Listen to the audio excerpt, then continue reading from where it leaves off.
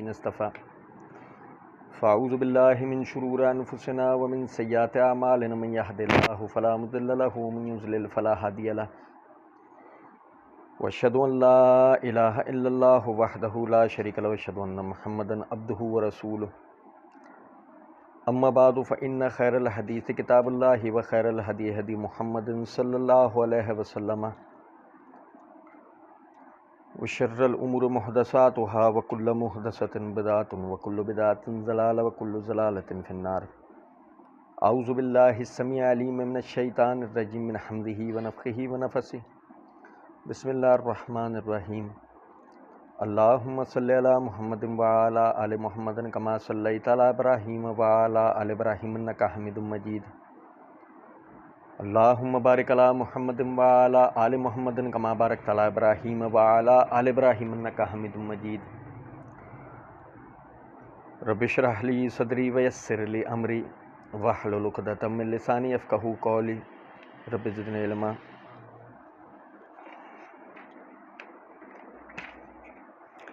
اللہ تعالیٰ کے فضل و کرم سے مرزا انجینئر کے بدنام زمانہ ریسرچ پیپر 5B واقعہ کربلا کا حقیقی پس منظر 72 صحیح الاسناد احادیث کی روشنی میں ان صحیح الاسناد احادیث کی جو مرزا جی نے صحیح الاسناد جو احادیث کا ان میں سے کیا صحیح الاسناد تھا اور کیا نہیں، کیا اپنے مفہوم میں حقیقی تھا اور کیا نہیں، مرزا جی نے کہاں پہ کس طریقے سے ٹوپی ڈرامے اور فراڈ کروائے، اللہ رب العزت کے فضل و کرم سے پڑھ سمجھ رہے تھے. مرزا جی نے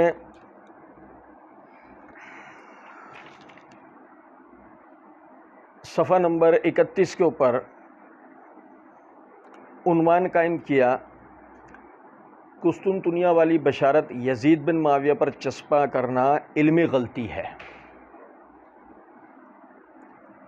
اچھا سمجھیے گا ذرا اس بات کو، یعنی کہ مرزا جی نے بنو امیہ جیسے کہ ہم پڑھ رہے تھے پہلے سیدنا عمر رضی اللہ عنہ کے خلاف تنقید کا پہلو، پھر سیدنا عثمان، حضرت عائشہ، پھر حضرت معاویہ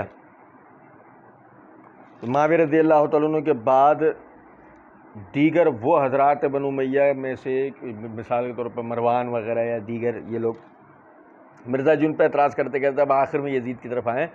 اور یہ وہ جگہ ہے جہاں پر آ کر مرزا جی وہ جو اپنے پمفلٹ کی ابتدا کے اندر جو لکھ کر آئے تھے واقعہ کربلا کا حقیقی پس منظر، تو یہ آخری صفحے پر آ کر صفحہ 31 اور 32 پہ گویا وہ بات شروع ہو رہی ہے. اور آپ کو میں ایک مزے کی بات بتاؤں کہ 32 پر بھی فضائل اہل بیت کے نام پر احادیث ہیں، اس حوالے سے کوئی بات نہیں. تو جس طرح رافضی و نیم رافضی دیگر وائزین و ذاکرین کربلا حادثہ کربلا کا نام لے کر جو اپنا چورن بیچتے ہیں، مرزا جی نے بھی اپنے پمفلٹ کو اسی طریقے سے بیچا ہے. اور لطف کی بات یہ ہے کہ واقعہ کربلا کے حوالے سے کوئی بات ہے ہی نہیں. اور یہ آخری حصے کو بھی جو آج ہم پڑھ رہے ہیں اس کے، یعنی کہ آخری سے مراد یہ ہے کہ جو ان کے گفتگو کے موضوع کے حوالے سے، پمفلٹ کے گفتگو کے موضوع کے حوالے سے یہ آخری بات ہے جو ہم پڑھ رہے ہیں، تو اس پہ بھی توجہ کرنے کی ضرورت ہے کہ آیا کہیں اس پہ بھولے بس رہے ایسی کوئی بات چل رہی ہے یا نہیں. پھر اس کے بعد یہ غور طلب ہے کہ اللہ رب العزت نے قرآن پاک کے اندر فرمایا یا ایھا الذین آمنوا کونوا قوامین للہ شہداء بالقسط ولا یجرمنکم شنآن قوم الا تعدلوا اعدلوا هو اقرب للتقوی واتقوا اللہ ان اللہ خبیر بما تعملون. اللہ رب العزت نے فرمایا اے ایمان والوں، کسی بھی قوم کی یعنی کہ اللہ کے لیے گواہی دینے والے بن جاؤ انصاف کے ساتھ، اور کسی بھی قوم کی دشمنی تمہیں اس بات پر نہ اکسا ہے کہ تم انصاف کو چھوڑ دو. انصاف کیا کرو، اللہ کے نزدیک یہ پرہیزگاری کی تقوی کی بات ہے، اور بے شک اللہ جو کچھ بھی تم کرتے ہو اس کو جانتا ہے. اب یہاں پر یہ غور طلب بات ہے یزید بن معاویہ کے حوالے سے اہل سنت کا حقیقی موقف و منہج کیا ہے، وہ تو انشاءاللہ ہم آخر کے اندر ایک ہی جملے سے انشاءاللہ آپ کو واضح کر دیں گے. فی الوقت صرف یہ بتانا تھا کہ یزید بن معاویہ کی وکالت کا یا دفاع کا مسئلہ نہیں ہے، مسئلہ یہ ہے مرزا جی نے جو اس کے نام پر جھوٹ بولا ہے یا جو باتیں کی ہیں، ہمیں تو بس مرزا جی کو پکڑنا مقصود ہے۔ اب مرزا جی نے ایک کا عنوان قائم کیا اور ترجمہ صحیح حدیث لکھ کے لکھتے ہیں، میری امت کا پہلا لشکر جو کیسر کے شہر بریکٹ میں قسطنطنیہ کی فتح کے لیے جنگ کرے گا، ان کی مغفرت کر دی گئی ہے۔ صحیح بخاری حدیث نمبر 2924۔ میں ایک دفعہ مرزا جی کا عنوان بتا رہا ہوں آپ کو۔ مرزا جی کہتے ہیں قسطنطنیہ والی بشارت کو یزید بن معاویہ پر چسپاں کرنا علمی غلطی ہے۔ اب ذرا دیکھیں، میری امت کا پہلا لشکر جو کیسر کے شہر بریکٹ میں قسطنطنیہ کی فتح کے لیے جنگ کرے گا، ان کی مغفرت کر دی گئی ہے۔ پھر مرزا جی 2 کا عنوان قائم کرتے ہیں، کہتے ہیں ابو عمران تابعی رحمہ اللہ کا بیان ہے، ہم قسطنطنیہ پر حملے کے لیے روم پہنچے اور ہمارے امیر لشکر عبد الرحمن بن خالد بن ولید رحمہ اللہ تھے۔ وہاں سیدنا ابو ایوب انصاری رضی اللہ تعالیٰ عنہ نے ہمیں ایک آیت کی تفسیر سمجھائی، پھر آپ اللہ جل جلالہ کی راہ میں جہاد میں شریک ہوتے رہے اور بالآخر قسطنطنیہ میں دفن ہوئے۔ سنن ابی داؤد حدیث نمبر 2512۔ پھر 3 کا عنوان مرزا جی نے قائم کیا، ترجمہ صحیح حدیث سیدنا ابو ایوب انصاری رضی اللہ تعالیٰ عنہ روم میں اس لشکر میں فوت ہوئے جس میں امیر لشکر یزید بن معاویہ تھا۔ صحیح بخاری حدیث نمبر 1186۔ اب مرزا جی آگے کہتے ہیں نوٹ، قسطنطنیہ پر 1 سے زیادہ حملے ہوئے تھے اور سیدنا ابو ایوب انصاری رضی اللہ تعالیٰ عنہ خود ان تمام لشکروں میں شریک رہے۔ اب آپ رضی اللہ تعالیٰ عنہ عبد الرحمن بن خالد بن ولید رحمہ اللہ والے لشکر میں تو زندہ تھے، جبکہ یزید والے لشکر میں آپ رضی اللہ تعالیٰ عنہ بریکٹ میں 54 ہجری میں فوت ہوئے۔ اس تحقیق سے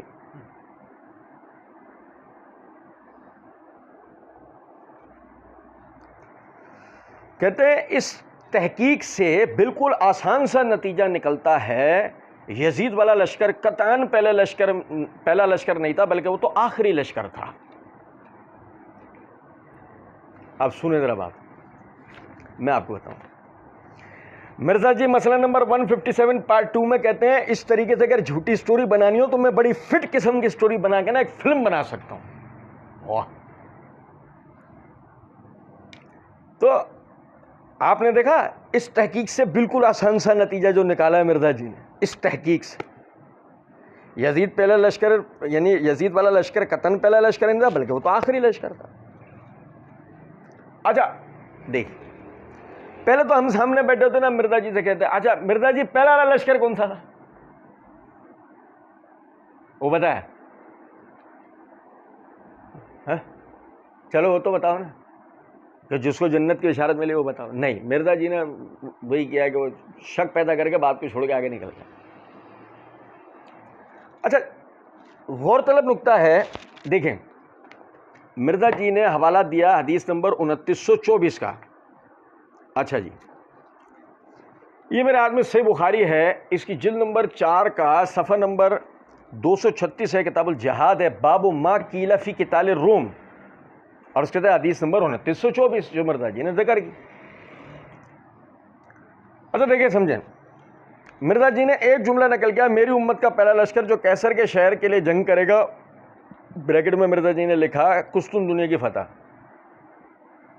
اب وہ پتہ ہے، بطور لطیفہ بتا رہا ہوں، مرزا جی نے مسئلہ نمبر 157 میں اس لفظ کو لکھا قسطنطینہ۔ ہم نے وہاں پہ مرزا جی کو بتایا تھا قسطنطینہ پر کہ وہ جب آپ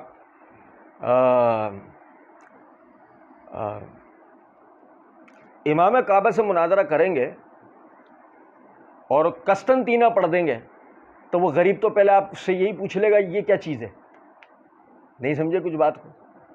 جو آدمی کہے کہ مجھ سے مناظرے کے لیے ساجد میر کو لاؤ، حافظ سعید کو لاؤ، یا جو ہے وہ مفتی منیب الرحمان کو لاؤ، یا مفتی تقی عثمانی کو لاؤ، یا ذاکر نائک کو لاؤ، یا جو ہے وہ امام کعبہ کو لاؤ، وہ قسطنطنیہ کو پڑھتا ہے قسطنطینہ۔ چلیں کوئی بات نہیں، ایسی ہزاروں غلطیاں ہم سے بھی بھائی ایسے طالب علم ہو جاتی ہیں، کوئی مسئلہ نہیں۔ اچھا مطلب یہ بات بتانے کی نوبت مجھے اس لیے آئی ہے کہ مرزا جی کہتے ہیں قسطنطنیہ والی بشارت یزید بن معاویہ پر چسپاں کرنا علمی غلطی ہے، اور مزے کی بات یہ پمفلٹ میں قسطنطنیہ کے کاف کے اوپر پیش لگا ہوا ہے۔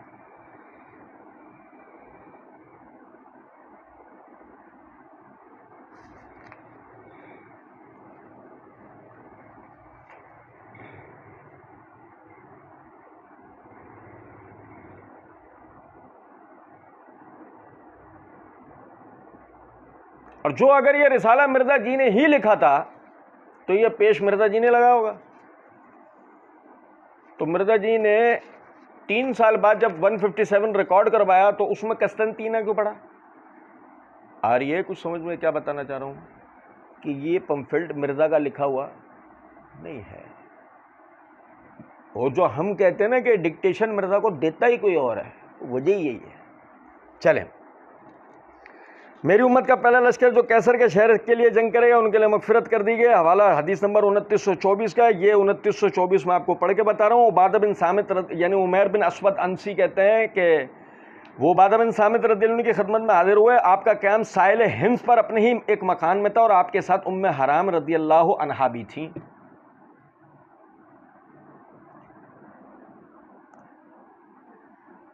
اچھا سمجھیں ذرا اس بات کو، یعنی کہ عبادہ بن صامت رضی اللہ تعالیٰ عنہ تھے ہمس میں. کہاں تھے بھائی میرے؟ ہمس کہاں ہے؟ شام میں. کدھر ہے؟ اچھا اب سنیں ذرا بات کو، یہ ذہن میں رکھیے گا. مرزا جی نے اس روایت کو درج نہیں، روایت کو پوری دکھا نہیں. ہو سکتا ہے مرزا جی کو نقطہ پتا ہو، یا ہو سکتا ہے کہ مرزا جی یعنی کہ پتہ تو تھا نہیں ان کو جملہ، اتنا جو ہے وہ جملہ لکھ دیا کہ میرا مدعا یعنی میرا جو دعویٰ اس سال ہو جائے گا. کہتے ہیں عمر نے بیان کیا کہ ہم سے ام حرام رضی اللہ عنہا نے بیان کیا کہ میں نے نبی اکرم صلی اللہ علیہ وسلم سے سنا ہے کہ آپ نے فرمایا تھا میری امت کا سب سے پہلا لشکر جو دریائے سفر کر کے جہاد کے لیے جائے گا، اس نے یعنی کہ یہاں بریکٹ میں وحید الزما کے ترجمے میں لکھا ہے کہ اپنے لیے اللہ تعالیٰ کی رحمت و مغفرت واجب کر لی. ام حرام رضی اللہ عنہا نے بیان کیا کہ میں نے کہا تھا یا رسول اللہ صلی اللہ علیہ وسلم کیا میں بھی ان کے ساتھ ہوں گی؟ آپ نے فرمایا ہاں تم بھی ان کے ساتھ ہوگی، ہاں تم بھی ان کے ساتھ ہوگی. پھر نبی کریم صلی اللہ علیہ وسلم نے فرمایا سب سے پہلا لشکر میری امت کا جو کیسر کے شہر پر چڑھائی کرے گا ان کی مغفرت ہوگی، ان کی مغفرت ہوگی. میں نے کہا میں بھی ان کے ساتھ ہوں گی یا رسول اللہ، تو آپ نے فرمایا کہ نہیں، تو ان کے ساتھ نہیں ہوگی. اچھا دیکھیں اب حدیث میں الفاظ تھے اولو جیشن من امتی یغزون البحر قد اوجب، وہ پہلا لشکر جو سمندری جہاد کرے گا اس کے اوپر واجب کر دی گئی اور جنت واجب کر دی گئی، جب ہم فتح الباری کے حوالے سے پڑھیں گے.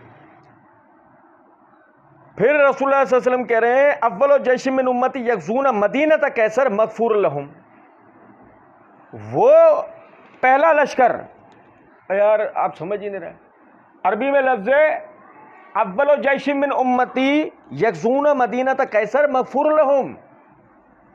پہلے الفاظ ہیں اول جیش من امتی یغزون البحر، وہ پہلا لشکر جو سمندری جہاد کرے گا کیسر کے شہر تک پہنچے گا. یا نہیں، بحث اس کی نہیں ہے، بحث یہ ہے کہ وہ کیا کرے گا.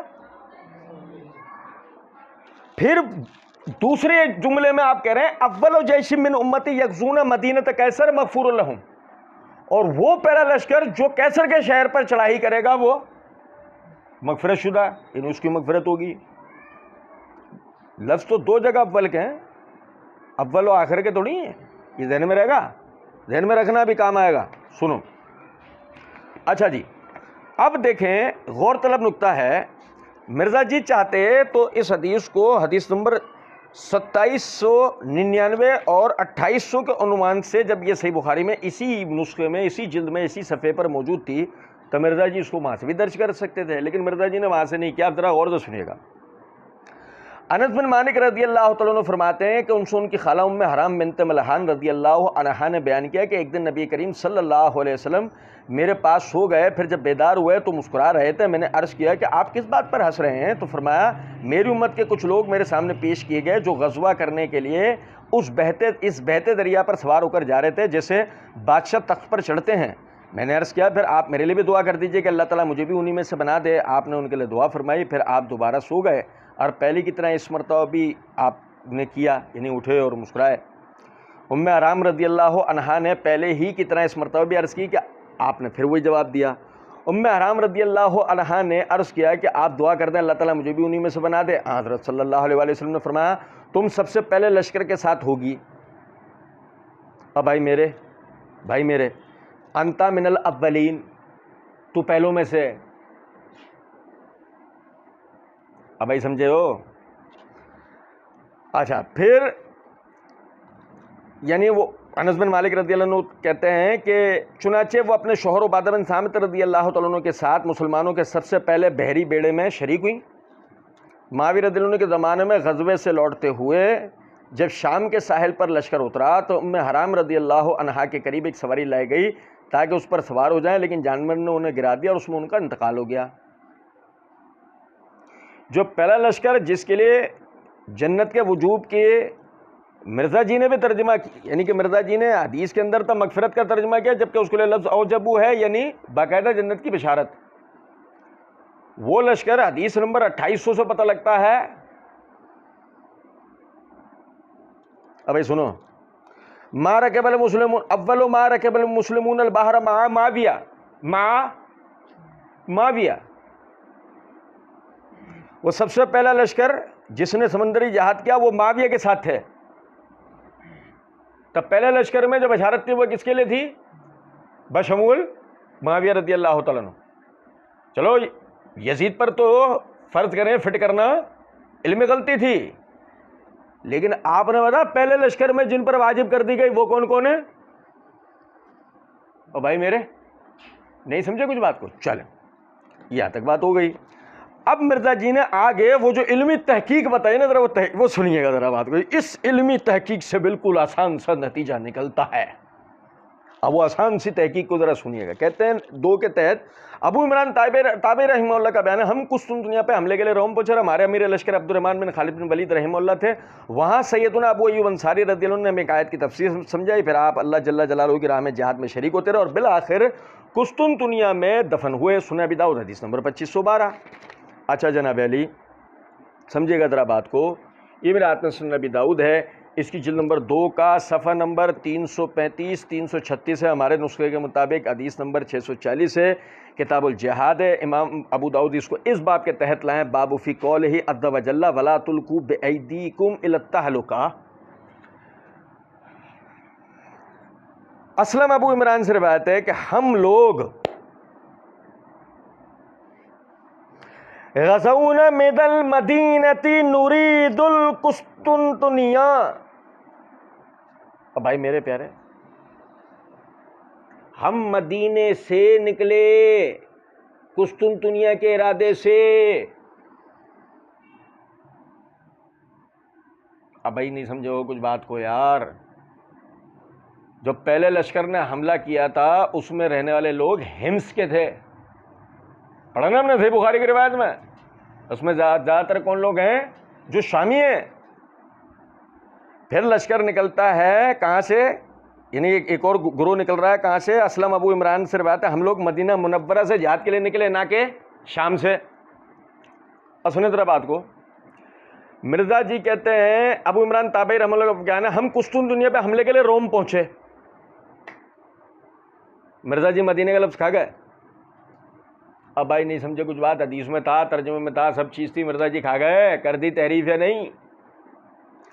وہ کہتے ہیں کہ ہم لوگ مدینہ منورہ سے جہاد کے لیے نکلے اور ہمارا ارادہ قسطنطنیہ کا تھا اور مسلمانوں کی جماعت کے امیر عبد الرحمن بن خالد بن ولید رحمہ اللہ تھے اور روم کے کفار شہر کی دیوار سے اپنی پشت لگائے ہوئے تھے. یعنی ہم لوگوں کی آمد کے انتظار میں کھڑے ہوئے تھے اور ہم پر حملے کے منتظر تھے کہ اتنے میں ہم لوگوں میں سے ایک شخص نے دشمن پر ہتھیار اٹھانا چاہا. لوگوں نے کہا چھوڑو چھوڑو لا الہ الا اللہ، تم اپنی جان کو ہلاکت و بربادی میں ڈالتے ہو. اس وقت حضرت ابو ایوب نے کہا یہ آیت کریمہ تو ہم لوگوں کی قوم انصار کی شان میں نازل ہوئی ہے. جب اللہ تعالیٰ نے اپنے پیغمبر کی مدد فرمائی اور دین اسلام کو غلبہ عطا فرمایا تو ہم لوگوں نے اپنے دل میں کہا کہ اب جہاد کی کیا ضرورت ہے، اپنے اموال میں رہیں اور ان کو درست کریں، جہاد چھوڑ دیں. اس پر اللہ تعالیٰ نے آیت کریمہ وانفقوا فی سبیل اللہ نازل فرمائی. یعنی یہ لوگوں کو خرچ کرو، اپنی جانوں کو ہلاکت میں نہ ڈالو. جانوں کو ہلاکت میں ڈالنا یہ ہے کہ اپنے مالوں میں مشغول رہیں اور اسی کی فکر میں لگے رہیں اور جہاد ترک کر دیں. ابو عمران نے بیان کیا کہ پھر ابو ایوب اللہ کی راہ میں جہاد کرتے رہے یہاں تک کہ وہ قسطنطنیہ میں مدفون ہوئے. اب سمجھیں ذرا اس بات کو.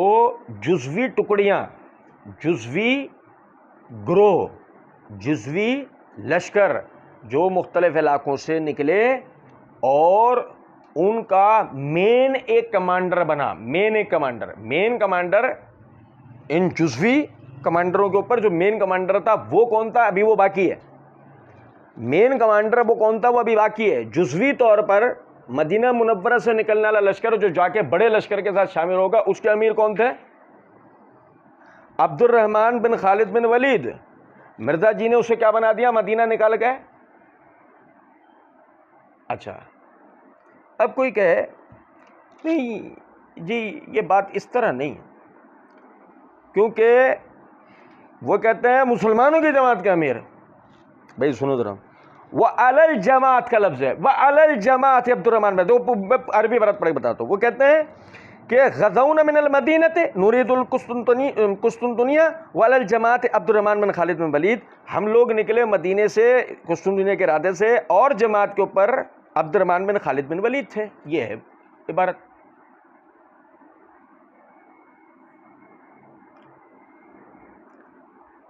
یہ جزوی لشکر کے امیر کی بات ہے, عموم عام جو لشکر ہے اس کے امیر کی بات نہیں ہو رہی ہے. اور سنو اب اس کی دوسری دلیل, یہ اپنے ہاتھ میں سنن نسائی امام سنن کبریٰ امام نسائی کی, اس کی جلد نمبر 6 کے صفحہ نمبر 299 میں کتاب التفسیر میں حدیث نمبر 11029 ہے. 11,000.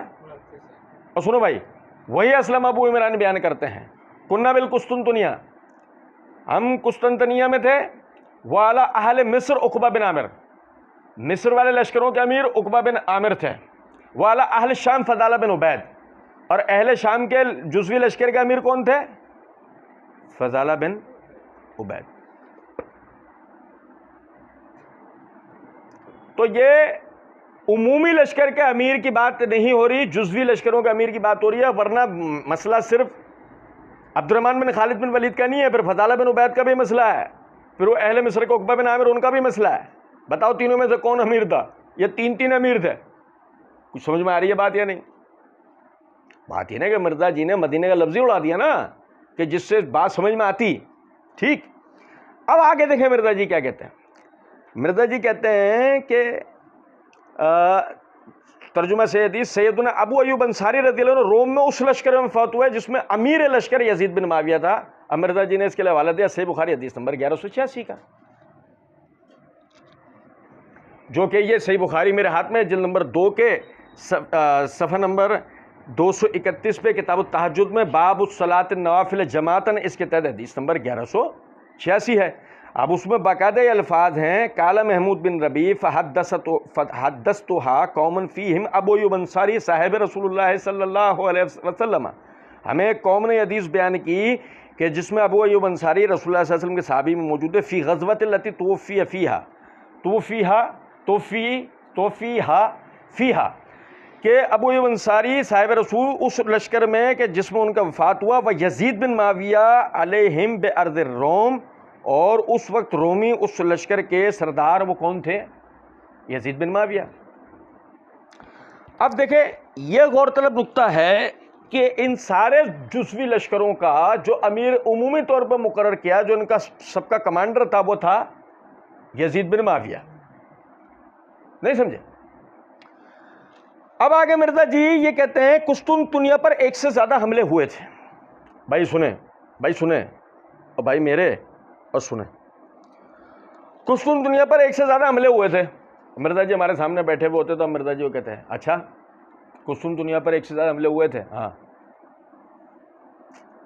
بخاری مسلم کی روایت نہیں, ابو داؤد ترمذی نسائی ابن ماجہ, ہاں حدیث کی کسی کتاب میں قسطنطنیہ پر 1 سے زیادہ حملے ہوئے نہیں ہے.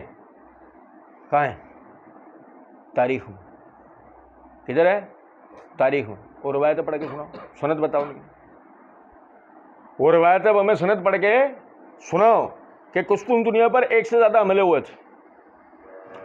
اگر وہ روایتیں سندن ثابت تو ٹھیک, نہیں تب پہلے تو تمہاری منہ کے اوپر تمہارا اپنا تماچا کہ تم یہ کہتے ہو فرقہ والے سے بچ کر صرف قرآن اور صحیح الاسناد احادیث کو حجت و دلیل ماننے اور جھوٹی بے سند اور ضعیف الاسناد تاریخی روایات کے فتنوں سے بچنے والوں کے لیے, اور وہی ضعیف الاسناد تاریخی روایات پڑھ کے تم اپنے موقف و مدعا پر پہلی فرصت میں سناتے ہو. اور سنیں قسطنطنیہ میں 1 سے زیادہ حملے ہوئے تھے, ثابت ہے نہیں ہے, مرزا جی کا گھڑا ہوا جھوٹ ہے. اور سیدنا ابو ایوب انصاری رضی اللہ عنہ خود ان تمام لشکروں میں شریک رہے. ام حرام والے میں تھے, تو پوچھا ہے ثابت کرو، ام حرام والے میں تھے نہیں. پھر کہتے ہیں اچھا پھر کہتے ہیں کہ جی اب آپ عبد الرحمن بن خالد بن ولید رحمہ اللہ لشکر میں تو زندہ تھے، جبکہ یزید والے لشکر میں آپ 54 ہجری میں فوت ہوئے. اس تحقیق سے بالکل آسان سا نتیجہ نکلتا ہے یزید والا لشکر قطن پہلا لشکر نہیں تھا بلکہ وہ تو آخری لشکر تھا. نہیں، یہ نتیجہ نہیں نکلتا، بلکہ اگر اس طرح بات کی جائے تو پہلا لشکر کون سا ہے؟ جس میں ام حرام تھی. بھائی پہلا لشکر کون سا ہے؟ جس میں ام حرام تھی. لیکن یہ طے شدہ بات ہے اس میں یزید بن معاویہ نہیں تھا. سنیں ذرا بات کو. لیکن مسئلہ یہ ہے اس لشکر نے، کیونکہ بقول مرزا جی کے میری امت کا پہلا لشکر جو کیسر کے شہر سے جنگ کرے گا ان کی مغفرت کر دی گئی ہے. ام حرام اس لشکر میں نہیں تھی. آپ نے خود کہا اس لشکر کا امیر یزید بن معاویہ تھا. اس کا مطلب، اور دونوں کے لیے اول و جیشن کا لفظ آیا. مرزا جی نے تو پوری روایت درج نہیں کی نا. ہم نے پڑھا اول و جیشن غزوۃ البحر، وہ لشکر جو سمندری جہاد کرے گا، قد اوجب، اس کے لیے جنت کی یعنی واجب ہو گئی.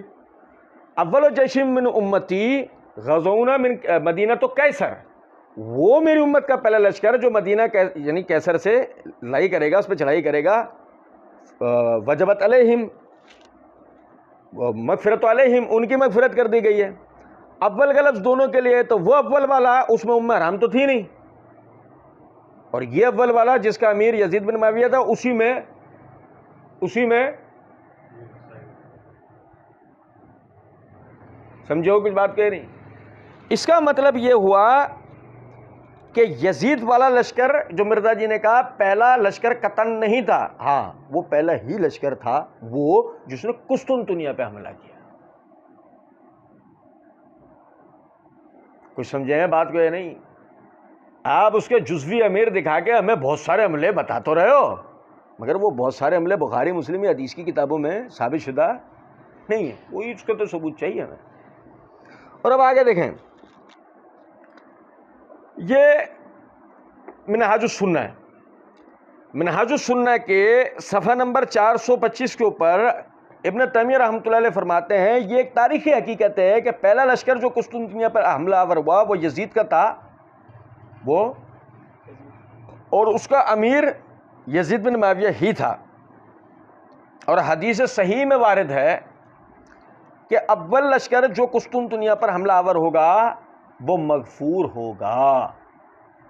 اب بھائی یزید والا لشکر پہلا لشکر ہے اور یزید اس حدیث کا مصداق ہے، یہ کون کہہ رہا ہے؟ اب کچھ بات آ رہی ہے سمجھ میں یا نہیں؟ اور سنا آگے، یہ میرے ہاتھ میں سیر و اعلام النبلاء ہے، اس کی یہ جلد نمبر 4 کا صفحہ نمبر 317 پر امام ذہبی رحمۃ اللہ علیہ فرماتے ہیں لہو علی حناتہ حسنۃ، اس کی یزید کی ان برائیوں کے علاوہ اس کی اچھائی بھی تھی، اس کی اچھائی بھی تھی، نیکی بھی تھی. وہیا غزو القسطنطنیہ، وہی تھا جس نے قسطنطنیہ کی لڑائی کی. وکان امیر ذالک الجیش، وہی اس لشکر کا امیر تھا. وفیہم مثل ابو ایوب انصاری، اور اس میں ابو ایوب انصاری رضی اللہ تعالیٰ عنہ جیسے صحابہ موجود تھے. اب بھائی نہیں سمجھے کچھ بات کو؟ اگر اول و جیشن یغزون مدینہ القیصر یہ حدیث ثابت نہیں ہوتی یزید کے حوالے سے، امام ذہبی رحمۃ اللہ علیہ بات کہتے ہیں. چلیں یہ سنیں، یہ میرے ہاتھ میں فتح الباری ہے، اس کی جلد نمبر 7 کا صفحہ نمبر 85 کتاب الجہاد والسیر، وہی حدیث جو مرزا جی نے نقل کی، حدیث نمبر 2924، باب ما قیل فی قتال الروم. اس کی شرح کرتے ہوئے حافظ ابن حجر رحمۃ اللہ علیہ کہتے ہیں قال المحلب، شارح بخاری محلب کہتے ہیں فی ھذا الحدیث منقبۃ لمعاویہ لانہ اول من غزا البحر و منقبۃ لولدہ یزید لانہ اول من غزا مدینہ قیصر. اس حدیث میں منقبت ہے معاویہ رضی اللہ عنہ کے لیے کہ انہوں نے پہلے سمندری جہاد لڑا اور منقبت ہے ان کے بیٹے یزید کے لیے کہ اس نے ہی سب سے پہلے کیسر کے شہر پر حملہ کیا۔ حافظ ابن حجر رحمۃ اللہ علیہ کہتے ہیں کان امیر ذالک الجیش بالاتفاق، کہ اس میں کوئی اختلاف نہیں ہے کہ یزید اس لشکر کا، وہ جس کے لیے جنت کی مغفرت کی بشارت دی گئی ہے، یزید اس لشکر کا امیر تھا۔ اور آگے جا کے قد اعجبوا کے معنی بیان کرتے ہوئے کہتے ہیں ایو فعلوا فعلا وجبت لهم به الجنہ، یہ فعلوا فعلا سے مشتق ہے، اس کے معنی ہے وجبت لهم به الجنہ، ان کے اوپر جنت واجب ہو گئی ہے، ان کے اوپر جنت واجب، یہ معاویہ رضی اللہ عنہ کے لشکر کی بات ہو رہی ہے، ٹھیک ہے۔ اچھا جی، اب ذرا دیکھیے گا، یہ میرے ہاتھ میں ارشاد الساری ہے، امام قسطلانی کی صحیح بخاری پہ شرح، اس کے جلد نمبر 6 کے صفحہ نمبر 408 کے اوپر وہ کہتے ہیں فرکبت البحر زمن معاویہ لما غزا قبر سن 28 فلما رجعت کریت دابت لترکبها فوقعت فندکت انکها فماتت وکانا اول من غزا مدینہ تو کیسر یزید بن معاویہ ومعه جماعت من سادات الصحابہ کا ابن عمرو بن عباس و ابن زبیر و ابو ایوب انصاری و توفی بها سن 52 من الہجرہ۔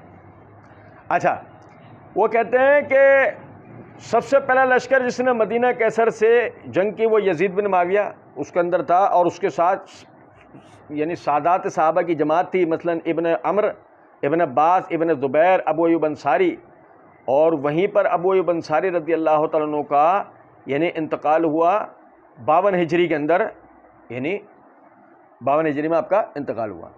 یہ دیکھیں کہ علامہ قسطلانی بھی یہی بات کہتے ہیں۔ اچھا، پھر اس کے علاوہ یہ میرے ہاتھ میں جامع المسانید و سنن حافظ ابن کثیر رحمۃ اللہ علیہ کی،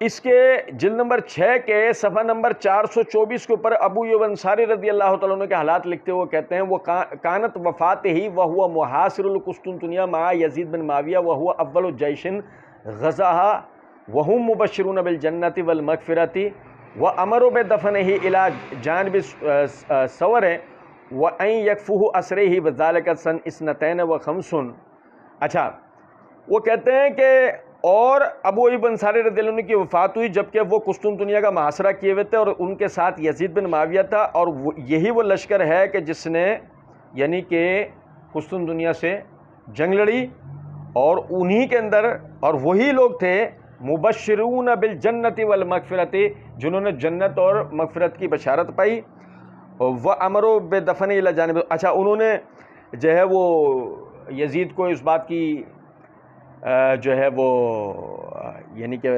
وصیت کی تھی کہ جب ان کا انتقال ہو جائے تو ان کو سرحدی علاقے میں جتنا اندر جا کے دفن کر سکتے ہیں وہاں پہ ان کو دفن کرنا۔ تو بہرحال یہ ساری تفصیل کا ما حاصل یہ ہے، بتانا مقصود یہ ہے کہ قسطنطنیہ والی بشارت یزید بن معاویہ پر چسپاں کرنا علمی غلطی نہیں ہے، بلکہ اس کے دلائل ہیں، اور وہ جنتی ہوا یا نہیں ہوا بحث اس سے نہیں ہے، بحث اس سے ہے کہ اس کے لیے یہ بشارت حدیثوں کے اندر ثابت ہے، تو یعنی کہ تعصب میں اندھے ہو کر ایسا نہ کریں کہ آپ یعنی کہ بے وجہ کسی کے اوپر جو ہے چڑھائی کریں، اور کسی کے اوپر چڑھائی تو دور کی بات ہے، جب آپ کہتے ہیں کہ علمی غلطی ہے، تو جن علماء و محدثین نے یزید کو اس بشارت کا مصداق قرار دیا ہے، آپ ان کی علمی غلطی کی بات کر رہے ہیں نا، اور جو دلائل آپ نے دیے ہیں وہ اس طرح کہ اس کو بتانے میں ایک حدیث آپ کو چھپانی پڑی اور دوسرے میں آپ کو تحریف کرنی پڑی، تو جو ایسے دلائل نقل کر کے اگر آپ یزید کو قسطنطنیہ کی بشارت سے باہر نکالنا چاہتے ہیں تو اس سے آپ اپنے آپ کو تو مطمئن کر سکتے ہیں، علمی اعتبار سے کسی اور کو نہیں۔ آگے مرزا جی کہتے ہیں یزید کے 3 سیاہ کارنامے، یزید کے 3 سیاہ سے مرزا جی کو بڑی محبت ہے بھائی، گھوم پھر کے سیاہ ان کی زندگی میں ضرور آتا ہے، ایسی کالی زندگی ہے نا اس آدمی کی، کالی زبان والا، یقین کریں۔ یزید کے 3 سیاہ کارنامے، مہربانی آپ کی 3 بھی بتائی دیا آپ نے۔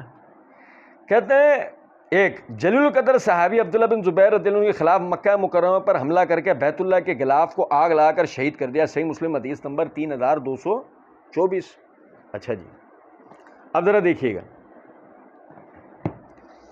یہ میرے ہاتھ میں صحیح مسلم ہے، اس کی جلد نمبر 3 کا صفحہ نمبر 594 ہے، کتاب الحج ہے، ہمارے نسخے کے مطابق حدیث نمبر 3141 ہے۔ عطا بن ابی رباح رحمۃ اللہ علیہ وہ کہتے ہیں لما احترق البیت زمن یزید بن معاویہ حین غزاہ اہل الشام فکان من امرہ ما کان ترکہ ابن زبیر رضی اللہ تعالی عنہما۔ عطا کہتے ہیں کہ یزید بن معاویہ کے زمانے میں جب اہل شام نے مکہ میں جنگ کی اور بیت اللہ جل گیا اور اس کا جو حال ہونا تھا وہ ہو گیا، تو حضرت ابن زبیر نے کعبہ کو اسی طرح رہنے دیا، حتیٰ کہ حج کے موسم میں تمام مسلمان جمع ہو گئے۔ ابن زبیر رضی اللہ عنہ کا ارادہ تھا کہ لوگوں کو اہل شام کے خلاف اکسائیں یا ان کے خلاف اشتعال دلائیں۔ میں روایت آگے نہیں پڑھ رہا جان بوجھ کے، میں صرف ایک نقطہ آپ کو بتانا چاہ رہا ہوں۔ یزید بن معاویہ حدیث میں الفاظ تھے کہ لما احترق البیت زمن یزید بن معاویہ حین غزاہ اہل الشام، یزید بن معاویہ کے زمانے میں جب اہل شام نے یعنی جنگ کی مکہ میں تو پردہ کعبۃ اللہ کا جل گیا، یہ حدیث میں الفاظ ہیں۔ اب سمجھنے کی بات یہ ہے کہ مرزا جی نے یزید کے 3 سیاہ کارناموں میں جو مرزا جی نے جملہ لکھا، جلیل القدر صحابی عبداللہ بن زبیر کے خلاف مکہ مکرمہ پہ حملہ کر کے بیت اللہ کے غلاف کو آگ لگا کر شہید کر دیا، یہ حدیث میں ہے۔ دوبارہ سنیں حدیث، وہ کہتے ہیں عطا بن ابی رباح رحمۃ اللہ علیہ کہ یزید بن معاویہ کے دور میں جب اہل شام نے مکہ میں آ کر جنگ کی اور بیت اللہ جل گیا اور اس کا جو حال ہونا تھا وہ ہو گیا، تو حضرت عبداللہ بن زبیر نے اسی حالت میں اسے رہنے دیا۔ میں کہہ رہا ہوں اس میں یہ لفظ کہا ہے کہ یزید بن معاویہ نے حملہ کیا، جنگ ہوئی اور اس یعنی بیت اللہ کے غلاف کو آگ لگا کر شہید کر دیا گیا، یہ الفاظ ہیں۔ اب ہو سکتا ہے کہ کسی کے ذہن میں یہ خیال آ رہا ہو نہیں تو اس سے کیا تاثر نکلا، ہاں میں نکالتا ہوں ایک تاثر، کیونکہ ایک آپ نے دماغ میں بنایا ہوا تھا نا تاثر، تو نتیجہ بھی آپ اپنے دماغ والا لانا چاہ رہے ہو۔ میں آپ کو بتاتا ہوں تاثر وہ یہ تھا، مرزا جی کے پردادا وہ آئے کعبۃ اللہ کو نقصان پہنچانے کی نیت سے جب اہل شام نے مکہ پہ حملہ کیا بلوائیوں کے لیے، اب انہوں نے آ کے کعبۃ اللہ کے پردے کو مرزا جی کے پردادا نے آگ لگا دی اور اس سے وہ پردہ جل گیا۔ اب کوئی کہے یہ تم کہاں سے لائے ہو، تو ہم جواب میں کہیں گے جہاں سے مرزا جی نے اہل شام سے کعبۃ اللہ کے پردے کو آگ لگوائی ہے اور سند صحیح ہے، وہیں یہی لکھا ہوا مرزا جی کا پردادا کا نام ہے، نکال لو،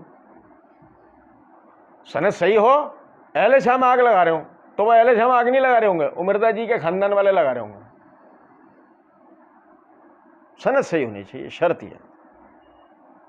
صحیح مسلم میں ہے نہیں ہے؟ اچھا اب سنیں ذرا بات کو غور کیجئے گا،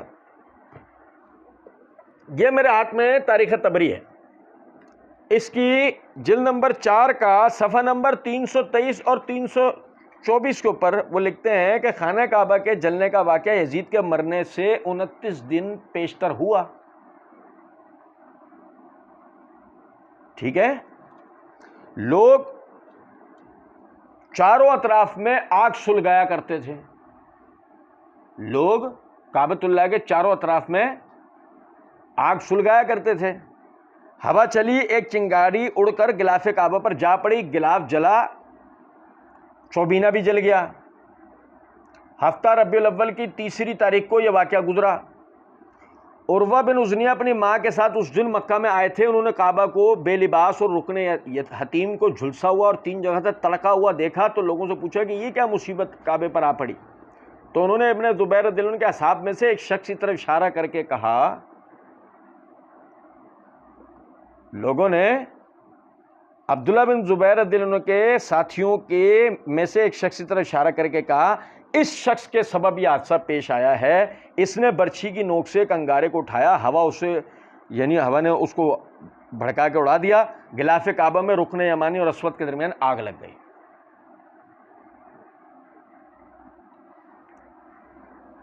کعبۃ اللہ کے جلنے کا واقعہ حادثاتی طور پر پیش آیا تھا، عبداللہ بن زبیر رضی اللہ تعالیٰ عنہ کے لشکر کے بعض لوگوں میں سے بے خیالی میں سے کہ اس نے آگ کے انگارے کو اپنے نیزے پر اٹھا رکھا تھا، چنگاری اس سے اڑی ہے، ہوا کے ذریعے چنگاری اس سے اڑی ہے، کعبۃ اللہ کے پردے پہ لگی ہے، جس سے اس کو آگ بھڑک اٹھی۔ مرزا جی کس کے گلے ڈال رہے ہیں؟ سمجھے؟ اہل شام یزید کی کیا بات تھی؟ مرزا جی نے مسئلہ نمبر 157 پارٹ 2 میں ایک جگہ پر لکھا ہے مکھی گنتے ہی جا کے بیندی، مکھی ہمیشہ گند پہ بیٹھتی ہے، اور یہاں پہ مکھی بھی نہیں ہے، یہ جنگلی سنڈی مرزا، ایسی جنگلی سنڈی ہے جس جگہ پہ بیٹھتی ہے اس کو پتوں ڈالوں سب چیزوں کو خراب برباد کر دیتی ہے۔ کیا بات ہوتی ہے اور اسے کیا یہ سنڈی بنا دیتی ہے۔ سنیے ذرا بات۔ پھر آگے مرزا جی لکھتے ہیں نمبر 2 کے عنوان کے تحت کہ واقعہ ہرہ میں یزیدی فوج نے قتل عام کر کے مدینہ منورہ کی حرمت کو پامال کیا، اور یوں سے مسلم کی احادیث کی روح سے اللہ جل جلالہ کی، فرشتوں کی اور تمام انسانوں کی لعنت کمائی۔ بھائی میرے بھائیوں، یہاں سے جاگنے کی ضرورت ہے، سنو ذرا بات کو۔ مرزا جی اپنے بارے میں لکھتے ہیں اپنے بارے میں کہتے ہیں مسئلہ نمبر 157 پارٹ 2 میں اس طریقے سے اگر جھوٹی سٹوری بنانی ہو تو میں بڑی فٹ قسم کی سٹوری بنا کے نا ایک فلم بنا سکتا ہوں۔ دیکھو مرزا جی نے کیا جو نا تھرلر مووی بنائی ہے، اب دیکھیں ذرا، سنو تھرل دیکھو مرزا جی کا، سنو۔ واقعہ ہرہ میں یزیدی فوج نے قتل عام کر کے مدینہ منورہ کی حرمت کو پامال کیا۔ اب مرزا جی کو سننے والی 3 قسم کی پبلک، ایک تو ہمارے جیسے بیکار ہیں، دوسرے مطلب سلیم الفطرت صحیح العقل لوگ ہیں جو غور سے مرزا جی کو سنتے ہیں اور بولتے ہیں کیا بکواس کر رہا ہے، تیسرے مرزا جی کے اندھے بہرے لنگڑے لولے مقلدین میسج فلم دیکھنے والے، عمر سیریز دیکھنے والے اور اس کو دلیل بنانے والے۔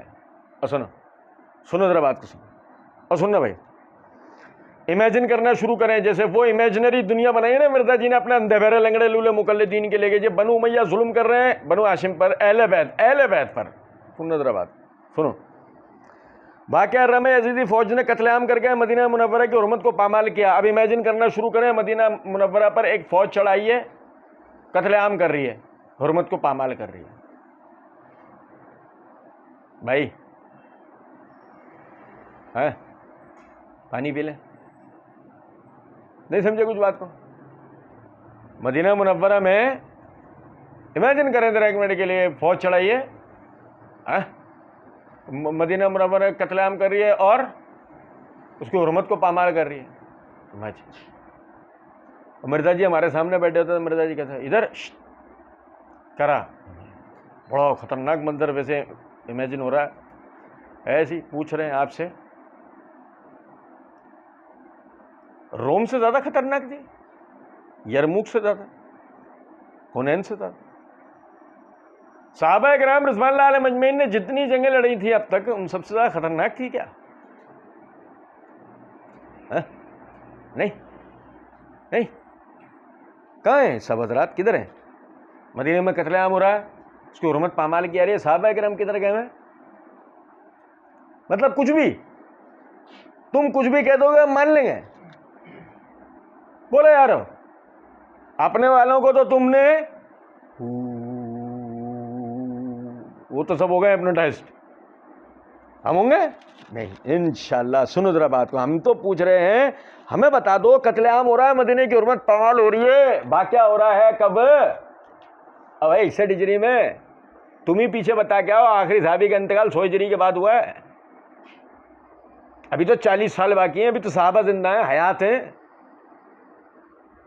مدینے میں قتل عام ہو رہا ہے، اس کی حرمت پامال ہو رہی ہے، صحابہ کچھ کر رہے ہیں؟ کہاں ہیں سب، کدھر ہیں؟ اچھا چھوڑو نا، چلو تمہیں صحابہ معاف ہیں، اہل بیت کدھر ہیں بتاؤ؟ بنو حضرات بنو ہاشم کدھر ہیں؟ قریش کدھر ہیں؟ نہیں بولے مدینے کی بات ہو رہی ہے، اچھا مدینے کی بات، انصار کدھر ہیں؟ وہ انصار جو نبی اکرم صلی اللہ علیہ وسلم کے ساتھ اپنے 7 سال 8 سال 9 سال 10 سال 10-11 سال کے معاذ اور معوذ کو غزوہ بدر میں جن کی ماں بھیج دیتی ہے، وہ انصار آج ہیں، وہ آئے نہیں، کوئی لڑنے نکل نہیں رہے۔ اصل میں فٹ قسم کی جھوٹی اسٹوری کسی نے بنائی ہے، مرزا جی نے. اور آگے دیکھیں, اور یوں صحیح مسلم کے احادیث کی روح سے اللہ جل جلالہ کی, فرشتوں کی اور تمام انسانوں کی لعنت کمائی. پھر مرزا جی نے آگے صحیح بخاری کے 4 نمبر اور صحیح مسلم کے 12 کے قریب نمبر ذکر کیے. سننا ذرا بات. اب ایک سرسری پڑھنے والے کو یہ گمان گزرے گا واقعہ ہرہ میں یزیدی فوج نے قتل عام کر کے مدینہ منورہ کی حرمت کو پامال کیا اور یوں صحیح مسلم کے احادیث کی روح سے اللہ جل جلالہ اور فرشتوں اور تمام انسانوں کی لعنت کمائی. یہ ساری تفصیل ان حدیث میں, ایسا ہی ہے. اچھا جی, چلے جی, اب دیکھیے گا ذرا بات کو. مرزا جی نے سب سے پہلے حوالہ دیا صحیح بخاری حدیث نمبر 2604 کا. اب سنیں ذرا بات کو.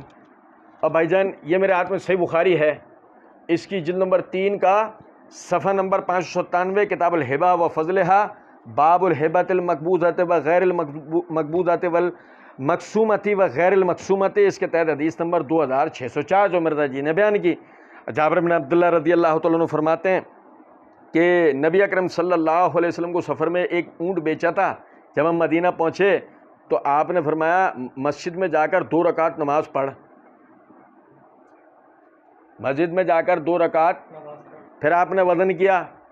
امام شعبہ کہتے ہیں میرا خیال ہے کہ جابر رضی اللہ تعالیٰ عنہ نے کہا کہ وہ وزن میرے لیے کیا. آپ کے حکم سے حضرت بلال رضی اللہ تعالیٰ عنہ نے اس پلڑے کو جس میں سکہ تھا جھکا دیا تاکہ مجھے زیادہ ملے. اس میں سے کچھ تھوڑا سا میرے پاس جب سے محفوظ تھا, لیکن شام والے یوم ہرہ کے موقع پر مجھ سے چھین کر لے گئے. شام والے یوم ہرہ کے موقع پر مجھ سے چھین کر لے گئے. لو جی, شام والوں کا جابر بن عبداللہ رضی اللہ تعالیٰ عنہ سے رسول اللہ صلی اللہ علیہ وسلم کے سکے دیے ہوئے چھیننا یہ آ گیا.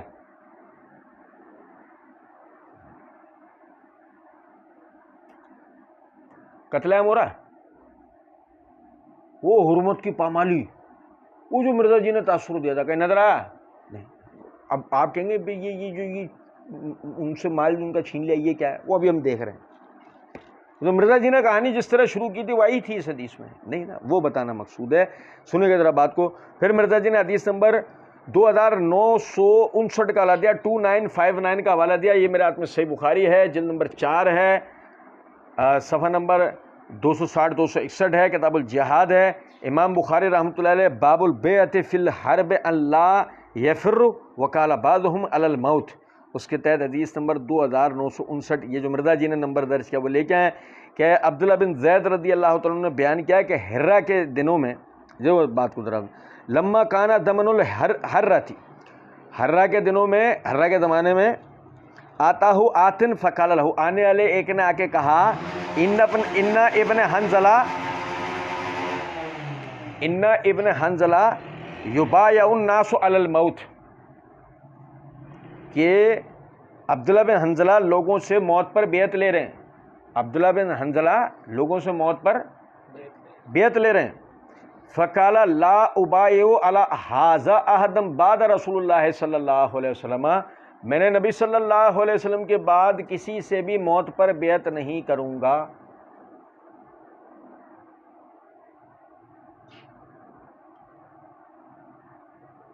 قتل عام نظر آیا اس حدیث میں؟ کوئی حرمت کی پامالی دکھ رہی ہے؟ نہیں دکھ رہی, ادھر بھی نہیں دکھ رہی.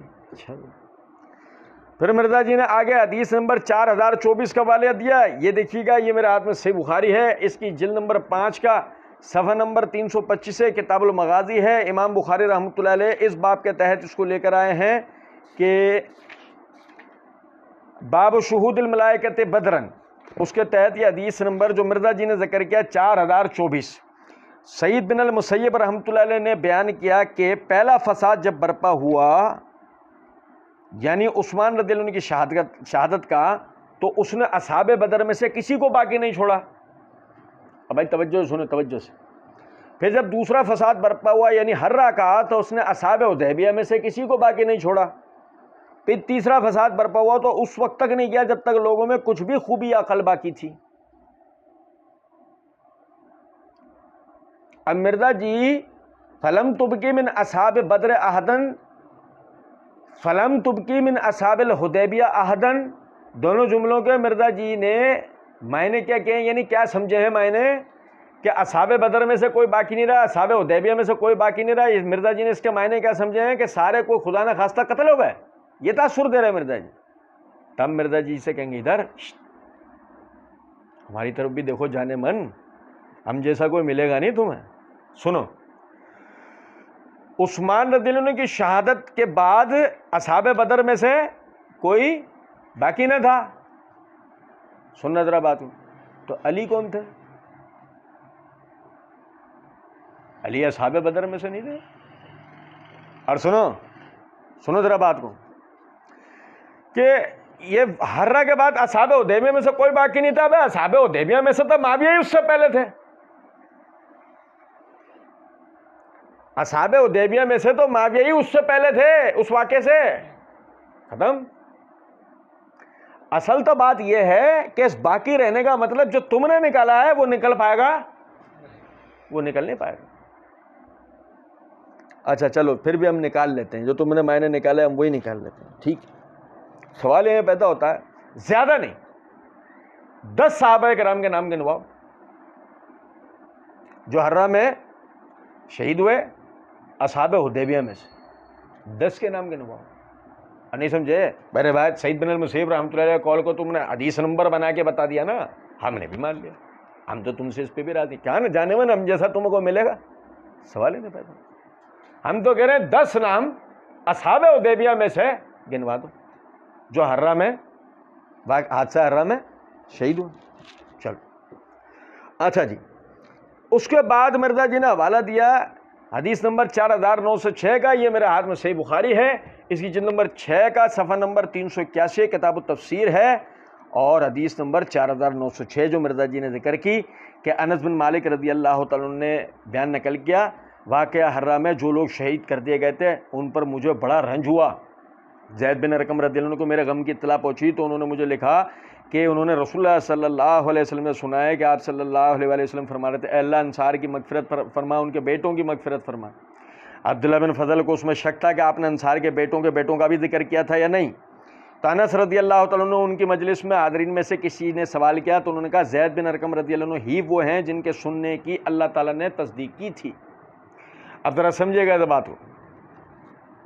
پہلے مرزا جی نے تاثر دیا سعید بن المسیب رحمۃ اللہ علیہ روایت سے کہ فلم تب کی اصحاب الحدیبیہ عہدن کا مطلب کہ سارے شہید ہو گئے. پہلے تاثر دیا مرزا جی نے. اب یہاں مرزا جی نے اس پہ سگنیچر کروا لی ہے اس تاثر پہ, روایت کے الفاظ نکل کر کے حزنت علی من اصیبا بالحرۃ, ہررا میں جو کام آئے صحیح ان پر مجھے بڑا غم ہے. اب پہلے تو وہ اصحاب حدیبیہ نام آ گیا نا, اب سیدھا شہید ہونے والوں میں سامنے والے کو کیا تاثر جائے گا, یہ کون ہے؟ یہ تو اللہ کے رسول کے صحابہ ہیں. سمجھے ہیں کچھ بات کو یا نہیں؟ حالانکہ آپ سمجھیں ہمارے شہر کا ایک معمولی سا بھی آدمی کسی حادثے کے اندر اگر یعنی مارا جائے, انتقال کر جائے, یا ہم پر کوئی حملہ آور اور وہ اس کے نتیجے میں شہید ہو جائے, سمجھے, ہمیں اس کا دکھ اور افسوس نہیں ہوگا؟ بھئی ہم مرزا جی کی طرح بد اخلاق اور نیچ طبیعت کے مالک تو ہیں نہیں سمجھے کچھ بات ہوتا ہے نا. ایسے انس بن مالک رضی اللہ تعالیٰ عنہ کو افسوس ہوا. بھئی ظاہر ہے ان میں کثرت سے انصار کے صاحبزادے تھے, انصار صحابہ کے لڑکوں میں سے تھے, ان میں سے کہ جو حضرات اس فتنے کے اندر اس حادثے کے اندر شہید ہوئے. لیکن غور طلب نکتہ ہے, بات تو شروع اس سے ہوئی تھی یزید بن معاویہ یا واقعہ ہررا میں یزیدی فوج نے قتل عام کر کے مدینہ منورہ کی حرمت کو پامال کر دی ہو گئے. اچھا چلو وہ صحیح بخاری کی تو کسی حدیث میں تھا نہیں, وہ آگے صحیح مسلم میں آئے گا. ٹھیک ہے, اب ذرا دیکھیے گا مرزا جی نے آگے حدیث نمبر 3339 3319 کا حوالہ دیا نا. اب ذرا سنو. اچھا اس سے بھی پہلے مرزا جی نے 3339 3319 سے پہلے مرزا جی نے ایک حوالہ دیا ہے 3323 تا 3333 3323 تا 3333 10ویں. ابھی سننا ذرا بات سننا. ہمارے پاس یہ صحیح مسلم کی جلد نمبر 3 کے صفحہ نمبر 719 کتاب الحج میں ہمارے نسخے کے مطابق 3219 سے شروع ہو کر وہ 3229 تک مکمل ہوتا ہے. اور وہ کیا ہے؟ عاصم الاحول بیان کرتے ہیں کہ میں نے حضرت انس بن مالک رضی اللہ تعالیٰ عنہ سے دریافت کیا کیا رسول اللہ صلی اللہ علیہ وسلم نے مدینہ منورہ کو حرم قرار دیا تھا؟ انہوں نے کہا ہاں، فلاں جگہ سے فلاں جگہ تک۔ پس جس شخص نے مدینہ میں کوئی جرم کیا پھر مجھ سے کہا یہ بہت سخت گناہ ہے، پھر فرمایا جو شخص اس میں جرم کرے گا اس پر اللہ تعالیٰ فرشتوں کی اور تمام انسانوں کی لعنت، قیامت کے دن اللہ تعالیٰ اس کا کوئی فرض قبول کرے گا نہ نافل۔ ابن انس نے کہا یا کسی مجرم کو پناہ دی۔ اب بھائی سن رہے ہیں؟ اب بھائی سنتے جانا یہ ذرا، ٹھیک ہے۔ پھر عاصم الاحول بیان کرتے ہیں کہ میں نے انس بن مالک رضی اللہ عنہ سنا دریافت کیا کیا رسول اللہ صلی اللہ علیہ وسلم نے مدینہ کو حرم قرار دیا؟ انہوں نے کہا فرمایا ہاں، یہاں کی گھاس تک نہیں کاٹی جائے گی، اور جس شخص نے ایسا کیا اس پر اللہ تعالیٰ کی فرشتوں کی اور تمام انسانوں کی لعنت ہو۔ دو۔ پھر تیسری، انس بن مالک رضی اللہ عنہ بیان کرتے ہیں کہ رسول اللہ صلی اللہ علیہ وسلم نے فرمایا اے اللہ ان کے پیمانے میں برکت عطا فرما، اے اللہ ان کے سا میں برکت عطا فرما، اے اللہ ان کے مد میں برکت عطا فرما۔ نہیں سمجھے؟ تیسری بھی ہو گئی۔ انس بن مالک رضی اللہ عنہ بیان کرتے ہیں رسول اللہ صلی اللہ علیہ وسلم فرمایا اے اللہ جتنی برکتیں مکہ میں نازل کی ہیں اس کی دگنی برکتیں مدینہ میں نازل فرما۔ چار ہو گئیں۔ ابراہیم تیمی اپنے والد سے روایت کرتے ہیں کہ حضرت علی بن ابی طالب رضی اللہ تعالیٰ عنہ نے ہمیں خطبہ دیا، یہاں تک کہ ان کی نیام کے ساتھ ایک صحیفہ لٹکا ہوا تھا۔ علی رضی اللہ تعالیٰ عنہ اس صحیفے کی طرف اشارہ کر فرمایا جو شخص یہ گمان کرتا ہے کہ میرے پاس کتاب اللہ اور صحیفے کے علاوہ کوئی اور چیز ہے تو وہ شخص جھوٹا ہے۔ اس صحیفے میں تو اونٹوں کی عمروں کا بیان ہے اور کچھ زخموں کی دیت کا ذکر ہے، اور اس میں یہ ہے کہ نبی اکرم صلی اللہ علیہ وسلم نے فرمایا کہ ایر پہاڑ سے لے کر سور تک مدینہ حرم ہے، لہذا جو شخص مدینہ میں کوئی جرم کرے گا یا کسی مجرم کو پناہ دے گا اس پر اللہ تعالیٰ کی فرشتوں کی اور تمام انسانوں کی لعنت ہو، قیامت کے دن اس کا کوئی نفل قبول ہوگا نہ کوئی فرض قبول ہوگا نہ نفل، تمام مسلمانوں کا ایک ذمہ ہے اور ایک مسلمان بھی کسی شخص کو پناہ دے سکتا ہے، اور جس شخص نے اپنے آپ کو اپنے باپ کے غیر کی طرف منسوب کیا ہے، جس غلام نے اپنے آپ کو اپنے مالک کے غیر کی طرف منسوب کیا اس پر اللہ تعالیٰ کی فرشتوں کی اور تمام انسانوں کی لعنت ہو، قیامت کے دن اللہ تعالیٰ اس کا فرض قبول کرے گا نہ نفل۔ ابو بکر کی روایت اس جگہ ختم ہو گئی اور زہیر کی روایت وہاں ختم ہے جہاں عام مسلمان کے پناہ دینے کا ذکر ہے اور اس کے بعد کا اس میں ذکر نہیں ہے، اور دونوں روایتوں میں صحیفے کے نیام میں لٹکنے کا ذکر بھی نہیں ہے۔ بھائی گنتی گنی 1 2 3 4 5ویں روایت ہو گئی۔ چھٹی، ایک اور سند کے ساتھ ابو قریب کی روایت ہے، حسب سابق منقول ہے، البتہ اس میں زیادتی ہے کہ جو شخص کسی مسلمان کی پناہ توڑے اس پر اللہ تعالیٰ کی فرشتوں کی اور تمام انسانوں کی لعنت ہو، قیامت کے دن اس کا کوئی فرض قبول ہوگا اور نہ نفل۔ ان دونوں روایتوں میں اپنے باپ کے غیر کی طرف منسوب ہونے کا ذکر نہیں ہے، اور وکی کی روایت میں قیامت کا ذکر نہیں ہے۔ اب بھائی کتنی ہو گئی؟ پھر 7ویں بھی ہے، اور وہ 7ویں سند ہے اور اس کے ساتھ یہ لکھا ہوا ہے کہ ایک اور سند کے ساتھ ایسی روایت منقول ہے لیکن اس میں مالک کے علاوہ کسی کو مالک بنانے کا ذکر نہیں ہے۔ کتنی ہو گئی؟ 7۔ پھر کہتے ہیں ابو ہریرہ رضی اللہ تعالیٰ عنہ سے روایت ہے کہ رسول اللہ صلی اللہ علیہ وسلم نے فرمایا مدینہ حرم ہے، لہذا جو شخص اس میں کوئی جرم کرے گا یا کسی جرم کرنے والے کو پناہ دے گا اس پر اللہ تعالیٰ کی فرشتوں کی اور تمام انسانوں کی لعنت ہے، قیامت کے دن اس کا کوئی فرض قبول ہوگا نہ نفل۔ ایک اور سند کے ساتھ اعمش سے روایت منقول ہے، اس میں قیامت کا ذکر نہیں ہے، اور اس میں یہ اضافہ ہے کہ تمام مسلمانوں کا ذمہ ایک ہی ہے اور ایک عام مسلمان کے پناہ دینے کا بھی اعتبار کیا جا سکتا ہے، اور جو شخص کسی مسلمان کو پناہ کو توڑے گا اس پر اللہ تعالیٰ کی فرشتوں کی اور تمام انسانوں کی لعنت ہے، قیامت کے دن اس کا کوئی فرض قبول ہوگا نہ نفل۔ 10ویں پڑھ لیں۔ ابو ہریرہ رضی اللہ تعالیٰ عنہ فرماتے ہیں اگر میں مدینہ منورہ میں ہرنیاں چرتے دیکھوں تو انہیں ہراساں نہیں کروں، کیونکہ رسول اللہ صلی اللہ علیہ وسلم نے فرمایا 2 پتھریلی زمینوں کے درمیان کی جگہ حرم ہے۔ 10 ہو گئی؟ لو چلو 11ویں بھی لے لو۔ ابو ہریرہ رضی اللہ عنہ بیان کرتے ہیں کہ رسول اللہ صلی اللہ علیہ وسلم نے مدینہ کے دونوں پتھریلے کناروں کے درمیان جگہ کو حرم قرار دیا، اگر میں ان پتھریلے کناروں کے درمیان ہرنیاں دیکھوں تو انہیں ہراساں نہیں کروں گا، اور رسول اللہ صلی اللہ علیہ وسلم نے مدینہ منورہ کے ارد گرد 12 میل تک حدود حرم قرار فرما دی تھی۔ اب بھائی 11 پڑھ دیں، مرزا جی نے تو 10 بولی تھی۔ اچھا اب ذہن میں خیال آ رہا ہے، نہیں دیکھو اس میں حدیث میں آتا ہے جس نے مدینے میں جرم کیا، جس نے یہاں گھاس اکھیڑی، گھاس بھی اکھیڑی، جانور بھی چر رہا ہے تو اسے بھی چھیڑ دیا، اس پر اللہ کی فرشتوں کی اور تمام لعنت کرنے والے انسانوں کی لعنت۔ تو اس کا مطلب اہل شام نے یہ سب کیا ہے نا۔ آج ہم کہہ رہے ہیں رکو ذرا، صبر کرو، ٹھہرو، کوئی موقع لعنت کا ہاتھ سے جانے نہیں دیتے ہو۔ وہ تم نے شروع کی تھی بات قتل عام، وہ کدھر ہے؟ وہ مائکروسکوپ بھی لگا لیا ہم نے، اب تو ایک ایک لفظ دیکھ لیا، کدھر ہے وہ؟ ساری روایتیں تمہارے کہنے پہ پڑھ دیں، وہ کدھر ہے؟ یہاں تک بات سمجھ گیا نہیں؟ چلو سنو آگے، مرزا جی کہتے ہیں حدیث نمبر 3339. اب بھائی ابو سعید مولا ماہری بیان کرتے ہیں کہ جنگ ہرا کے زمانے میں حضرت ابو سعید خدری رضی اللہ عنہ کے پاس آئے اور مدینہ سے چلے جانے کے بارے میں مشورہ کیا، اور مدینہ کی مہنگائی اور اپنے بال بچوں کی کثرت کی شکایت کی، اور کہا میں مدینہ منورہ کی مشکلات کو برداشت نہیں کر سکتا. ابو سعید خدری رضی اللہ تعالیٰ نے فرمایا میں تم کو یہ مشورہ نہیں دوں گا، کیونکہ میں نے رسول اللہ صلی اللہ علیہ وسلم سے سنا ہے جو شخص مدینہ کی تکلیفوں پر صبر کر کے مرے گا میں قیامت کے دن اس کا شفیع گواہ ہوں گا، بشرطے کہ وہ مسلمان ہو گیا. بھائی کہیں آپ کو قتل عام اور مدینہ کی حرمت پامال ہوتی ہوئی اہل شام کی طرف سے دکھ رہی ہے؟ بھائی یہ سب ہوگا، لیکن اہل شام کی طرف سے دکھ رہی ہے کہ وہ یہ سب کر رہے ہیں؟ نہیں. اچھا چلو آپ سنو ذرا، آپ سنو. اے انتہائی ذلیلوں کے ذلیل، عرض ہے اسی مدینے میں عثمان رضی اللہ تعالیٰ عنہ شہید کیے گئے، بلوائیوں نے آپ کے گھر کا محاصرہ کیا، آپ کے در و دیواروں کو توڑا، امیر المومنین کے گھر میں کودے، آپ پر حملہ کیا، آپ پر نیزے برسائے، برچھیاں برسائیں، آپ کی انگلیاں کاٹ ڈالیں. قرآن پاک کی تلاوت کے دوران میں آپ کی انگلیاں کٹنے کے نتیجے میں وہ خون قرآن پاک کے اس صحیفے پر جا کر پڑا، بیوی آپ کی اس کا بازو کٹ گیا بچانے کے چکر میں. بھائی میرے کسی حرام زادے کو مدینے کی حرمت نظر آئی؟ اب بھائی میرے برا تو بہت لگا ہوگا کہ میں نے لفظ حرام زادہ استعمال کیا.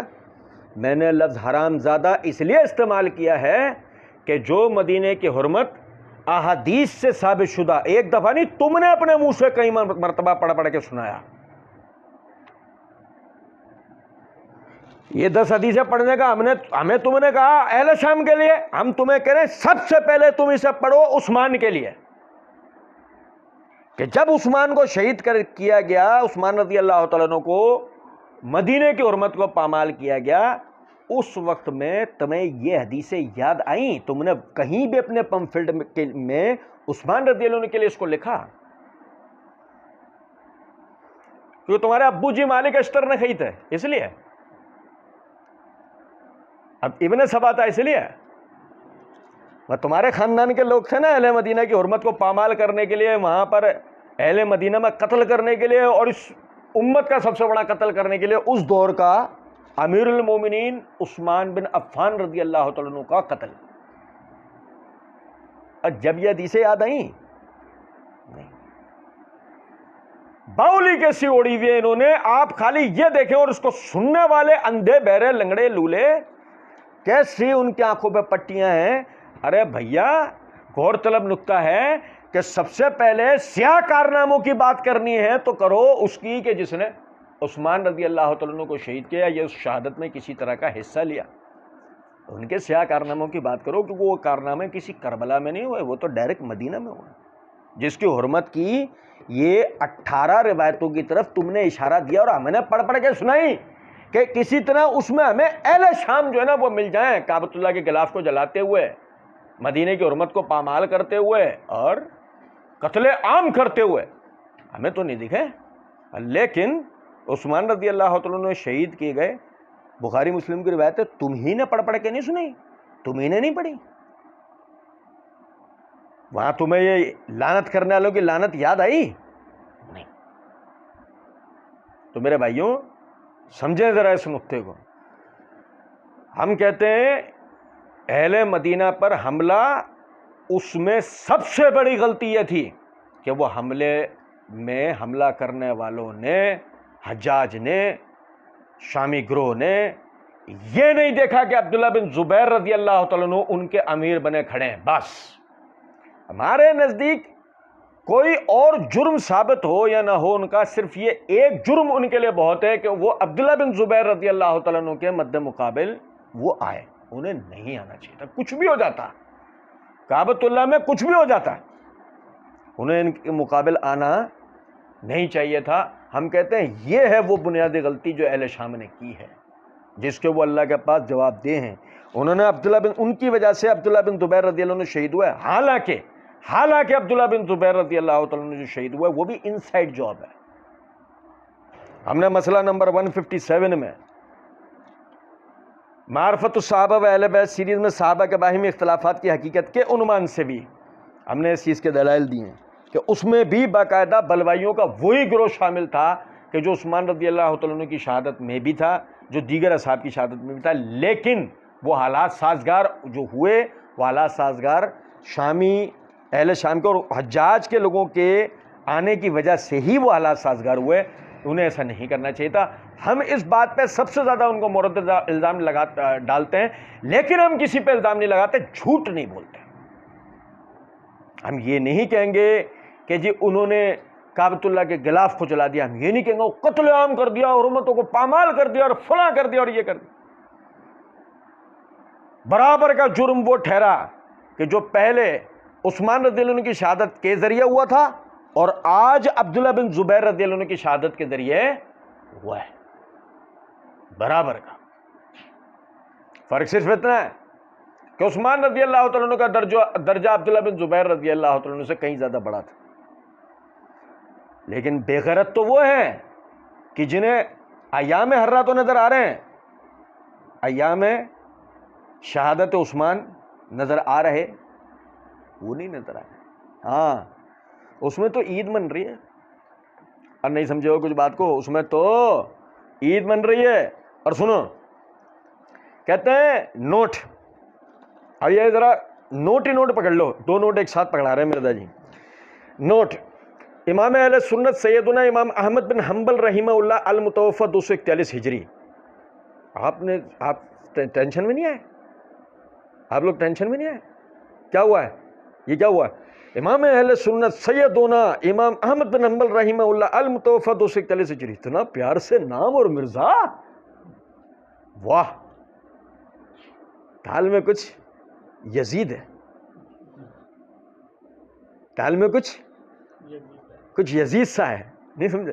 سنو، امام اہل سنت سیدنا امام احمد بن حنبل رحمہ اللہ المتوفی 241 ہجری نے اپنے شاگرد ماہنا بن یحییٰ کو یزید بن معاویہ سے متعلق پوچھنے پہ فرمایا، وہ بریکٹ میں یزید وہی ہے جس نے مدینہ والوں کے ساتھ وہ کرتوت کیے جو اس نے کیے۔ اس نے پوچھا یزید نے کیا کیا تھا؟ فرمایا اس نے مدینے کو لوٹا تھا۔ اس نے پوچھا کیا ہم یزید سے حدیث بیان کر سکتے ہیں؟ فرمایا یزید سے حدیث مت بیان کرو، اور کسی کے لیے جائز نہیں ہے کہ وہ یزید سے ایک حدیث بھی بیان کرے۔ اس نے پوچھا جب یزید نے یہ سب حرکتیں کی تھیں تو کس نے اس کا ساتھ دیا تھا؟ فرمایا اہل شام نے۔ مرزا جی نے آگے حوالہ دیا ہے الرد علی المتعصب العنید المانع من ذم یزید لامام ابن الجوزی، صفحہ نمبر 140۔ اچھا جی، قال الشیخ زبیر علی زئی فی الحدیث 68 اسنادہ صحیح۔ ہاں صحیح۔ اچھا جناب علی، اچھا میں آپ کو بتاؤں نا، آپ نے دیکھا بنی اسرائیل میں وہ دیوار کے پیچھے جو ایک قوم تھی، بنی اسرائیل میں دیوار کے پیچھے جو ایک قوم تھی، جب بندروں اور سوروں میں تبدیل ہو گئے تھے،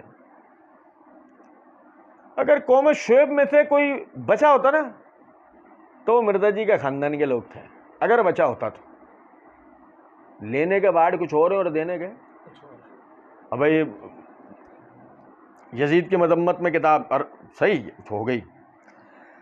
اچھا مرزا جی مسئلہ نمبر 157 پارٹ 2 میں ایک جگہ کہتے ہیں، سیدھی سی بات ہے، یہ انصاب الاشراف سے پیش کرتے ہیں امام بلازوری کی کتاب، وہ بھی 3 صدی ہجری کے اندر گزرے ہیں، المتوفی 292 ہجری، المتوفی آیا سمجھی۔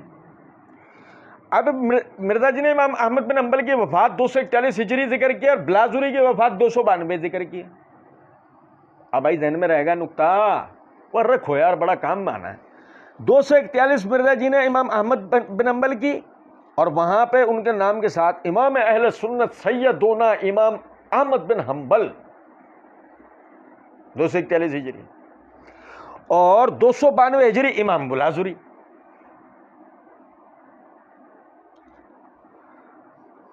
وہ بھی تیسری صدی ہجری میں گزرے. اچھا تو یہ امام کون سی صدی ہجری میں گزرے؟ بقول تمہارے وفات میں 40 سال کا فرق ہے بس خالی. ہجری کون سی بنی؟ سنو، تو امام بلازری نے یہ روایت لکھی ہے. یہ کتاب جو ہے، یہ کتاب شیخ زبیر صاحب نے وفات سے پہلے لکھا ہے. یہ کتاب اپنے مصنف تک ثابت ہی نہیں ہے صحیح سند کے ساتھ. یہ کتاب اپنے مصنف تک ثابت ہی نہیں ہے صحیح سند کے ساتھ. اور اگر یہ ثابت بھی ہو جائے، ہلال بن یساف تک یہ ثابت ہوتا ہے، ہلال بن یساف کا واقعہ کربلا میں ہونا ثابت ہی نہیں ہے. یہ روایت منقطع ہے، ہم مانتے ہی نہیں اس روایت کو. کتاب ہی جعلی ہے. اب بھائی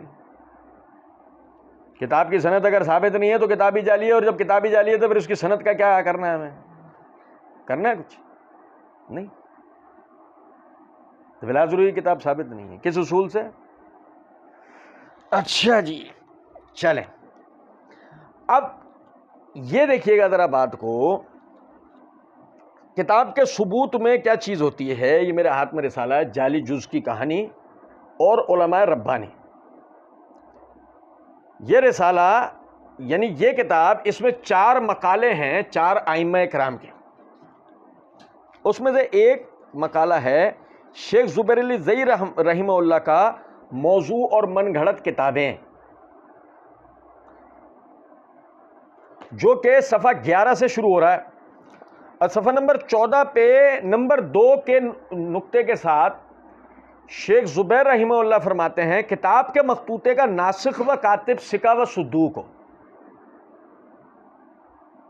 اور بھائی میرے، جس کتاب سے روایت پیش کی جا رہی ہے اس کا کاتب، مخطوطے کا کاتب و ناسخ سکہ و صدوق ہو. حافظ ابن صلاح الشاہروزی رحمۃ اللہ علیہ فرماتے ہیں، اور شرط یہ ہے کہ اصل کتاب سے نسخے کا ناقل غلط نقل کرنے والا نہ ہو، بلکہ صحیح نقل کرنے والا اور کم غلطیاں کرنے والا ہو. پھر آگے ان کی کتاب کا حوالہ آگے کہتے ہیں اس شرط سے معلوم ہوا کہ اگر کتاب کا کاتب غیر ثقہ یا مجہول ہو تو اس کتاب سے استدلال جائز نہیں ہے. اس کتاب سے استدلال جائز نہیں ہے. صفحہ نمبر 15 پہ کہتے ہیں نمبر 5 کے عنوان یعنی نقطے کے تحت کہ نسخے پر علماء کرام اور ائمہ دین کے سماعات ہونے چاہیے. نسخے پر علماء کرام اور ائمہ دین کے سماعات ہونے چاہیے.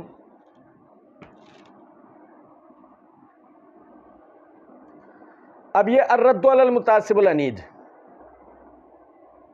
مرزا جی نے جس سے امام احمد بن حنبل رحمۃ اللہ علیہ کیا یہ روایت درج کی ہے، اس کے مقدمے میں محقق کتاب لکھتے ہیں ولا یوجد تاریخ النسخ المخطوط او اسم ناسخ علی هذه المخطوطۃ وهي خالیۃ من السماعات. بھائی میرے پیارے، اے یار دیکھو ذرا بات سمجھو. مرزا جی کے اپنے اصول کے مطابق انساب الاشراف بلازری سے ثابت اس لیے نہیں ہے کہ سند میں انقطاع ہے، اور الرد علی المتعصب العنید ثابت ہے، جبکہ محقق کتاب کہتے ہیں کہ میں نے تاریخ نسخ مخطوط پر، اس مخطوط پر تاریخ نسخ کے کب لکھی گئی یہ نہیں پائی، اور اس میں ناسخ کا نام بھی نہیں ہے. ناسخ کا نام بھی مخطوطے پہ موجود نہیں ہے، اور یہ مخطوطہ سماعات سے بھی خالی ہے. شیخ زبیر نے کیا کیا؟ ناسخ سکہ و صدوق ہونا چاہیے، یا تو مجہول ہے، اس پہ علماء کے سماعت ہونے چاہیے، یا یہ سماعت سے خالی ہے. تو شیخ زبیر کو تو چھوڑیں، مرزا جی کے اصول کے مطابق الرد علی المتعصب العنید رسالہ ابن الجوزی رحمۃ اللہ علیہ سے ثابت ہوتا ہے. اب اگر ثابت نہیں ہوتا، اگر سنیں ذرا بات، تو یہ جو مرزا جی نے قول نقل کیا اس کی کوئی حیثیت بچے گی؟ نہیں بچے گی. چلیں اور سنیں ذرا بات کو. یہ امام احمد بن حنبل رحمۃ اللہ علیہ کی السنہ، ابن الجوزی کے نہیں، امام احمد بن حنبل رحمۃ اللہ علیہ کی کتاب السنہ، یہ امام خلال کی، ان کے شاگرد.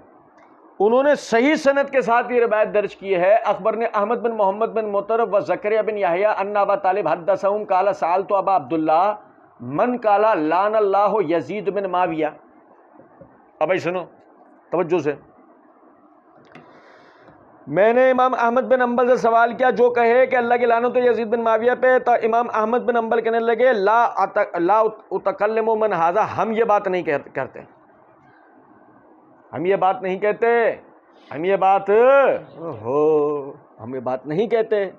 وہ کہہ رہے ہیں قلت کہ میں نے کہا ما تقول فإن الذي تكلم به الرجل لا بأس به وأنا سائر إلى قولك, آپ یہ بات کیوں نہیں کہتے؟ کیونکہ مجھے بڑے معتبر آدمی نے یہ بات کہی اور میرے تو توجہ انہی کے قول کی طرف ہے. بھائی میرے نہیں سمجھے؟ اب امام احمد بن حنبل رحمۃ اللہ علیہ نے جو آگے کہا ہے نا, اس کے بعد اگر امام احمد بن حنبل یزیدی نہیں بنے, وکیل یزید نہیں بنے, ناس بھی نہیں بنے, بنو امیہ کے روٹیاں کھانے والے نہیں بنے, اس کے بعد بھی امام اہل سنت سیدنا امام احمد بن حنبل رحمہ اللہ ہی بنے رہے, تو ہم بولیں گے ایک پپی لے لو ہم سے ادھر,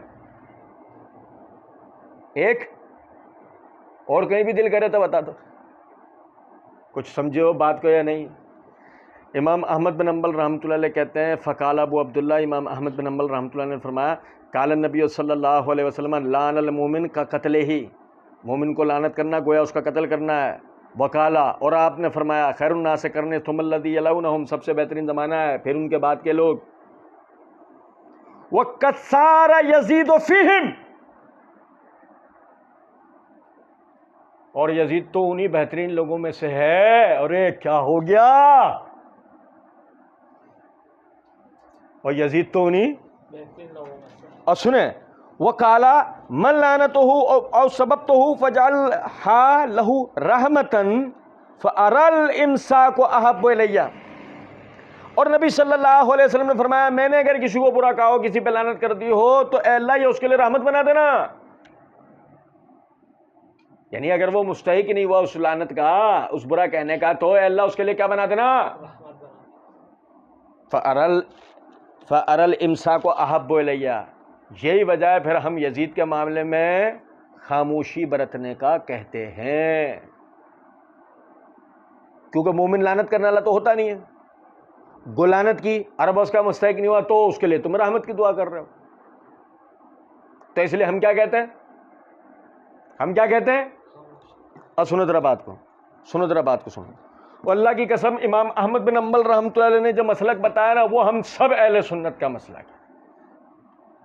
اور ایک جملے کے اندر ہم اپنا مسلک بتاتے ہیں, ایک جملے میں یزید کے معاملے میں. یہ سیر و اعلام النبلاء ہے, اس کی جلد نمبر 4 کا صفحہ نمبر 317 کے اوپر امام ذہبی رحمۃ اللہ علیہ کہتے ہیں وَيَزِيدُ مِمَّن لَا نَسُبُّهُ وَلَا نُحِبُّهُ. یزید ان میں سے ہے کہ جسے نہ ہم برا کہتے ہیں اور نہ ہی ہم اس سے محبت کرتے ہیں. نہ ہی ہم یزید کو برا کہتے ہیں اور نہ ہی ہم اس سے, سمپل از دیٹ. ہاں لیکن ہم وہ والے بھی نہیں ہیں کہ تم ہمارے سامنے بیٹھ کر جھوٹ بولو اور ہمیں بولو قبول کر لو. سوال ہی نہیں پیدا ہوتا. جھوٹ نہیں قبول کریں گے. تمہارے آباء و اجداد کے لیے نہیں کہتا ہم نے, اشتر نخعی کے لیے, ہم نے تو ان کے لیے نہیں, ان میں سے کسی کے لیے نہیں کہتے قاتلین عثمان, قاتلین علی, قاتلین حسن, قاتلین حسین. ہم نے تو تمہارے آباء و اجداد کے لیے کبھی کوئی جھوٹی بات پسند نہیں کی. سمجھ رہے ہیں بات کو یا نہیں؟ اور آگے کہتے ہیں نوٹ, یزید بن معاویہ کا دور ملوکیت میں دل سوز ثانیہ کربلا کے بعد بھی یزید بن معاویہ نے نہ تو اپنے کوفی نجدی گورنر عبید اللہ بن زیاد کو سزا دی اور نہ ہی اسے معزول کیا, جو اس حقیقت کا منہ بولتا اور ناقابل تردید ثبوت ہے کہ یزید بن معاویہ خود بھی اس جرم میں برابر کا شریک تھا. رو لو اچھی طرح رو لو, اچھی طرح. جب دل ہلکا ہو جائے پھر ہم کرتے ہیں تم سے بات. رو لیے, چلو کرتے ہیں. یزید بن معاویہ کے دور ملوکیت میں اس دل سوز ثانیہ کربلا کے بعد, کدھر ہے؟ کہاں ہے وہ دل سوز ثانیہ کربلا جس پہ تم نے یہ کتاب یہ پمفلٹ شروع کیا تھا؟ کدھر ہے وہ؟ نظر آیا؟ مرزا جی کو سننے والے تمام لوگوں سے میں درخواست کروں گا اور مائکروسکوپ میگنیفائنگ لینس لگا لیں، ڈھونڈیں، لفظ کربلا ملے گا، واقعہ کربلا نہیں ملے گا، اور پھر اس پہ دل سوز، اس پر دل سوز بھی ہو گیا۔ واقعہ کربلا ثانیہ کربلا ہے، اس امت کا 9/11 ہے، انکار نہیں کرتے ہم، لیکن ہم کہتے ہیں ڈرامے بازی، ایسی ڈرامے بازی کرو گے ہمارے سامنے ہیں؟ یزید بن معاویہ کے دور ملوکیت میں اس دل سوز ثانیہ کربلا کے بعد بھی یزید بن معاویہ نے نہ تو اپنے کوفی نجدی گورنر عبید بن زیاد کو سزا دی اور نہ ہی اسے معزول کیا جو اس حقیقت کا منہ بولتا اور ناقابل تردید ثبوت ہے کہ یزید بن معاویہ خود بھی اس جرم میں برابر کا شریک تھا۔ مائی گاڈ، انگلش میں مرزا جی بولتے ہیں نا، دو جملے بول جاتے ہیں نا انگلش میں، ہم نے ہی بول دیا۔ تفسیر قرآن لیکچر نمبر 315 سورہ حشر کی تفسیر کرتے ہوئے آیت نمبر 10 سے آخر تک کے دوران میں مرزا جی نے کہا سیدنا زبیر بن عوام کو شہید کرنے والا سیدنا علی رضی اللہ تعالیٰ عنہ کے گروہ کا شخص جب سیدنا زبیر کا سر لے کر سیدنا علی کے پاس آیا اور آپ نے اسے جہنم کی بشارت دی تو اس پر مرزا جی نے کہا وہ شخص حضرت علی سے ناراض ہو گیا۔ حضرت علی نے کہا کیا میں نے تجھے حکم دیا تھا؟ جب میں نے ان کو جانے دیا تو نے کام کیوں کیا؟ پھر وہ خارجی ہو گیا۔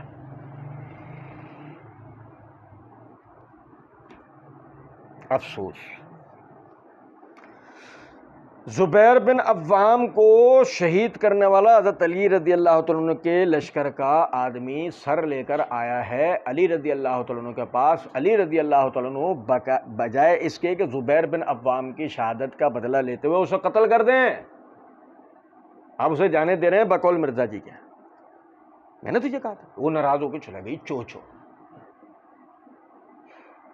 مرزا جی کا کیا ہوا ترجمہ؟ ایک لفظ بھی ہمارا نہیں ہے۔ اب سوال یہ پیدا ہوتا ہے کہ مرزا جی کہتے ہیں جو اس حقیقت کا منہ بولتا اور ناقابل تردید ثبوت ہے کہ یزید بن معاویہ خود بھی اس جرم میں برابر کا شریک تھا۔ اب ہم کہیں گے جرت کرو اور بتاؤ کہ اگر یزید کے دور میں حسین شہید ہو جائیں تو اس سے یزید جرم میں برابر کا شریک ہو جاتا ہے، تو پھر علی کے دورہ حکومت میں زبیر شہید ہو جائیں، زبیر بن عوام رضی اللہ تعالیٰ عنہ شہید ہو جائیں، بتاؤ تمہاری منطق کے مطابق ہم علی رضی اللہ تعالیٰ عنہ کو بھی نعوذ باللہ ثم استغفر اللہ اس جرم میں برابر کا شریک مانے؟ گو نہیں، بالکل نہیں، ہم تمہارے ساتھ ہیں، تم ہمیں بتا دو، تو نہیں مان سکتا، جس دلیل سے یہ ہمارا وعدہ ہے، جس دلیل سے تم علی رضی اللہ تعالیٰ کو اس جرم میں سے نکالو گے نا، یزید خود بخود نکل آئے گا۔ کچھ بات آ رہی ہے سمجھ میں یا نہیں؟ آگے مرزا جی کہتے ہیں چنانچہ اسی زمن میں صحیح بخاری اور صحیح مسلم کی حدیث میں ہے کہ سیدنا علی ابن حسین ابن علی تابعی رحمہ اللہ المعروف امام سجاد زین العابدین المتوفی 95 ہجری، سیدنا علی ابن حسین ابن علی تابعی رحمہ اللہ المعروف امام سجاد زین العابدین۔ مرزا جی ہمارے سامنے بیٹھے ہوتے امام سجاد یہ ثابت ہے لقب ان کے لیے؟ اب کوئی کہ لو تو اس میں کیا ہے، اس میں تمہیں چڑ آ رہی ہے؟ ابے چڑ نہیں آ رہی چوچو، یہ ہو رہا ہے صحیح اور یہ کہنا اس تحقیق سے بالکل آسان سا نتیجہ دے۔ یہ کون سی تحقیق ہے سوائے اس کے ایران کی بارڈر چوم کے آ رہا ہو، بار بار جا رہے ہو ایران کی بارڈر چوم کے آ رہا ہو،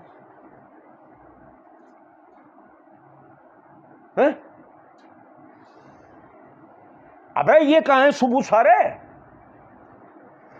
کچھ دنیا پر ایک سے زیادہ حملے ہوئے، ثبوت پتہ نہیں، بڑا دی یزید کے دور میں عبید اللہ بن زیاد کوفی نجدی نے وہ حسین کو بڑا دی، جو منہ میں آ رہا ہے بولے چلے آؤ، کیوں؟ وہ چورن بیچتے آ رہے تھے نا، صحیح الاسناد کا چورن بیچتے آ رہے تھے، یہاں آ کے پبلک آدھی ہو گئی کہ جو ہوگا صحیح الاسناد ہوگا۔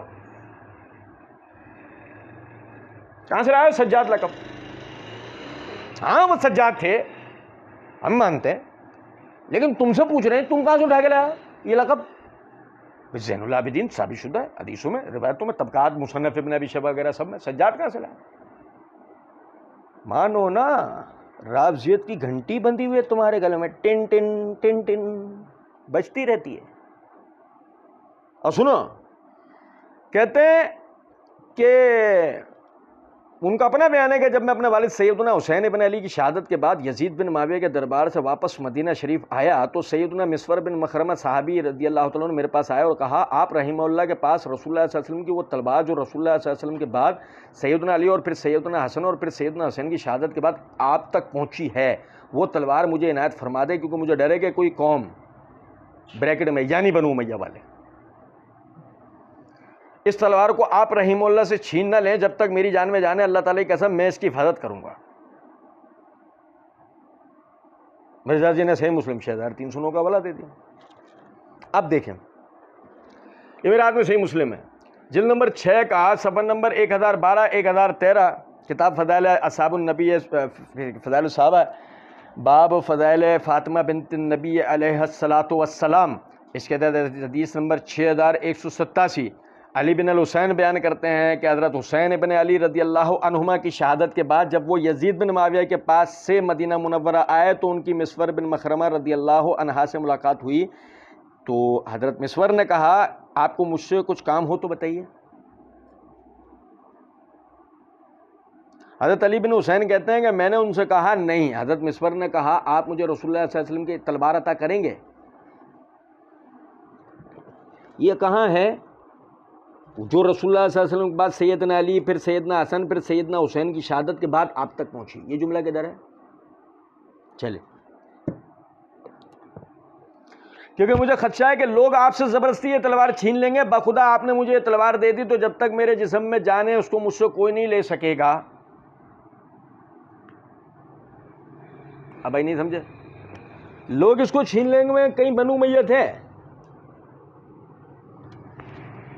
اچھا میں آپ کو اپنی بتاتا ہوں، میرے سامنے اگر کوئی رسول اللہ صلی اللہ علیہ وسلم کی تلوار لے آئے اور میرا اس کے اوپر جو نا بس چل سکتا ہے، مطلب میں اس سے محبت سے بولوں مجھے یہ تلوار دے دیں، وہ مجھے دے دے، میں اس سے فوراً بول دوں گا دے دو.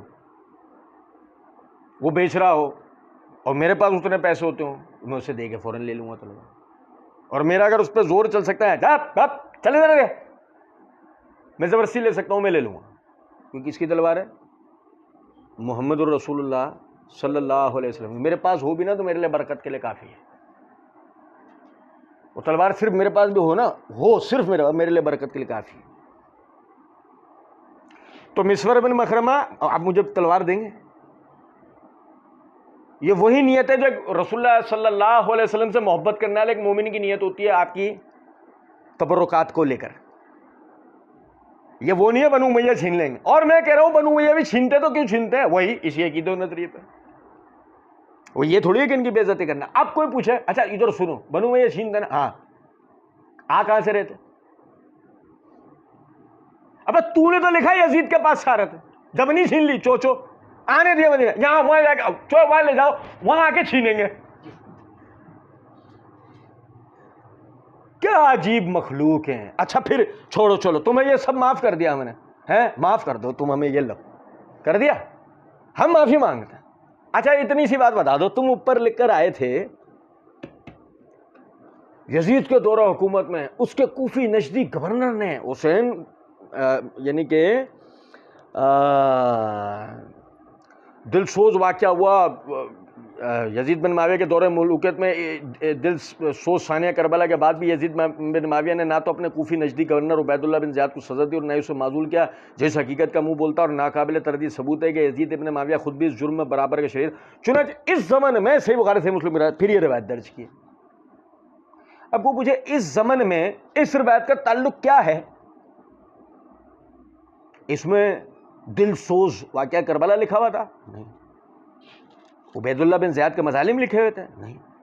سیدنا حسین رضی اللہ عنہ کی شہادت لکھی ہوئی تھی؟ نہیں. 72 شہدائے کربلا میں سے کسی اور کا بھی ذکر تھا؟ شہادت کا لگا تھا اشارہ تھا؟ نہیں.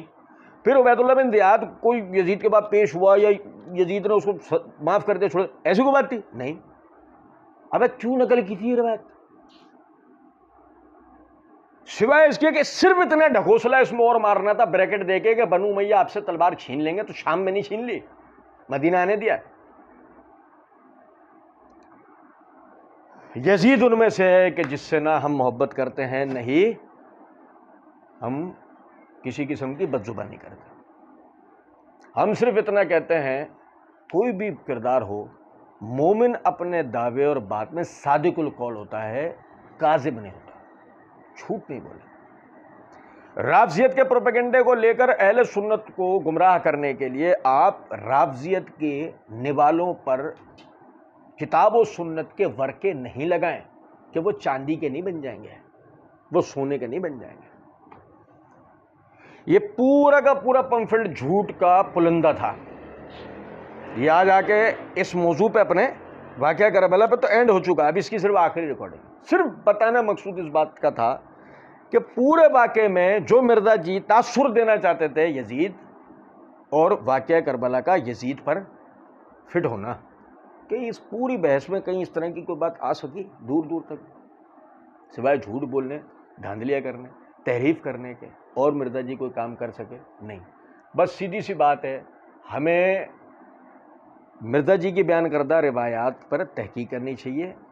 اگر ہم ان کتابوں تک رسائی نہیں رکھتے تو ہمیں علماء سے رجوع کرنا چاہیے اور ان سے ان چیزوں کو سیکھنا، پڑھنا، سمجھنا چاہیے۔ اللہ رب العزت سمجھنے اور عمل کرنے کی توفیق دے۔ وما علینا الا البلاغ۔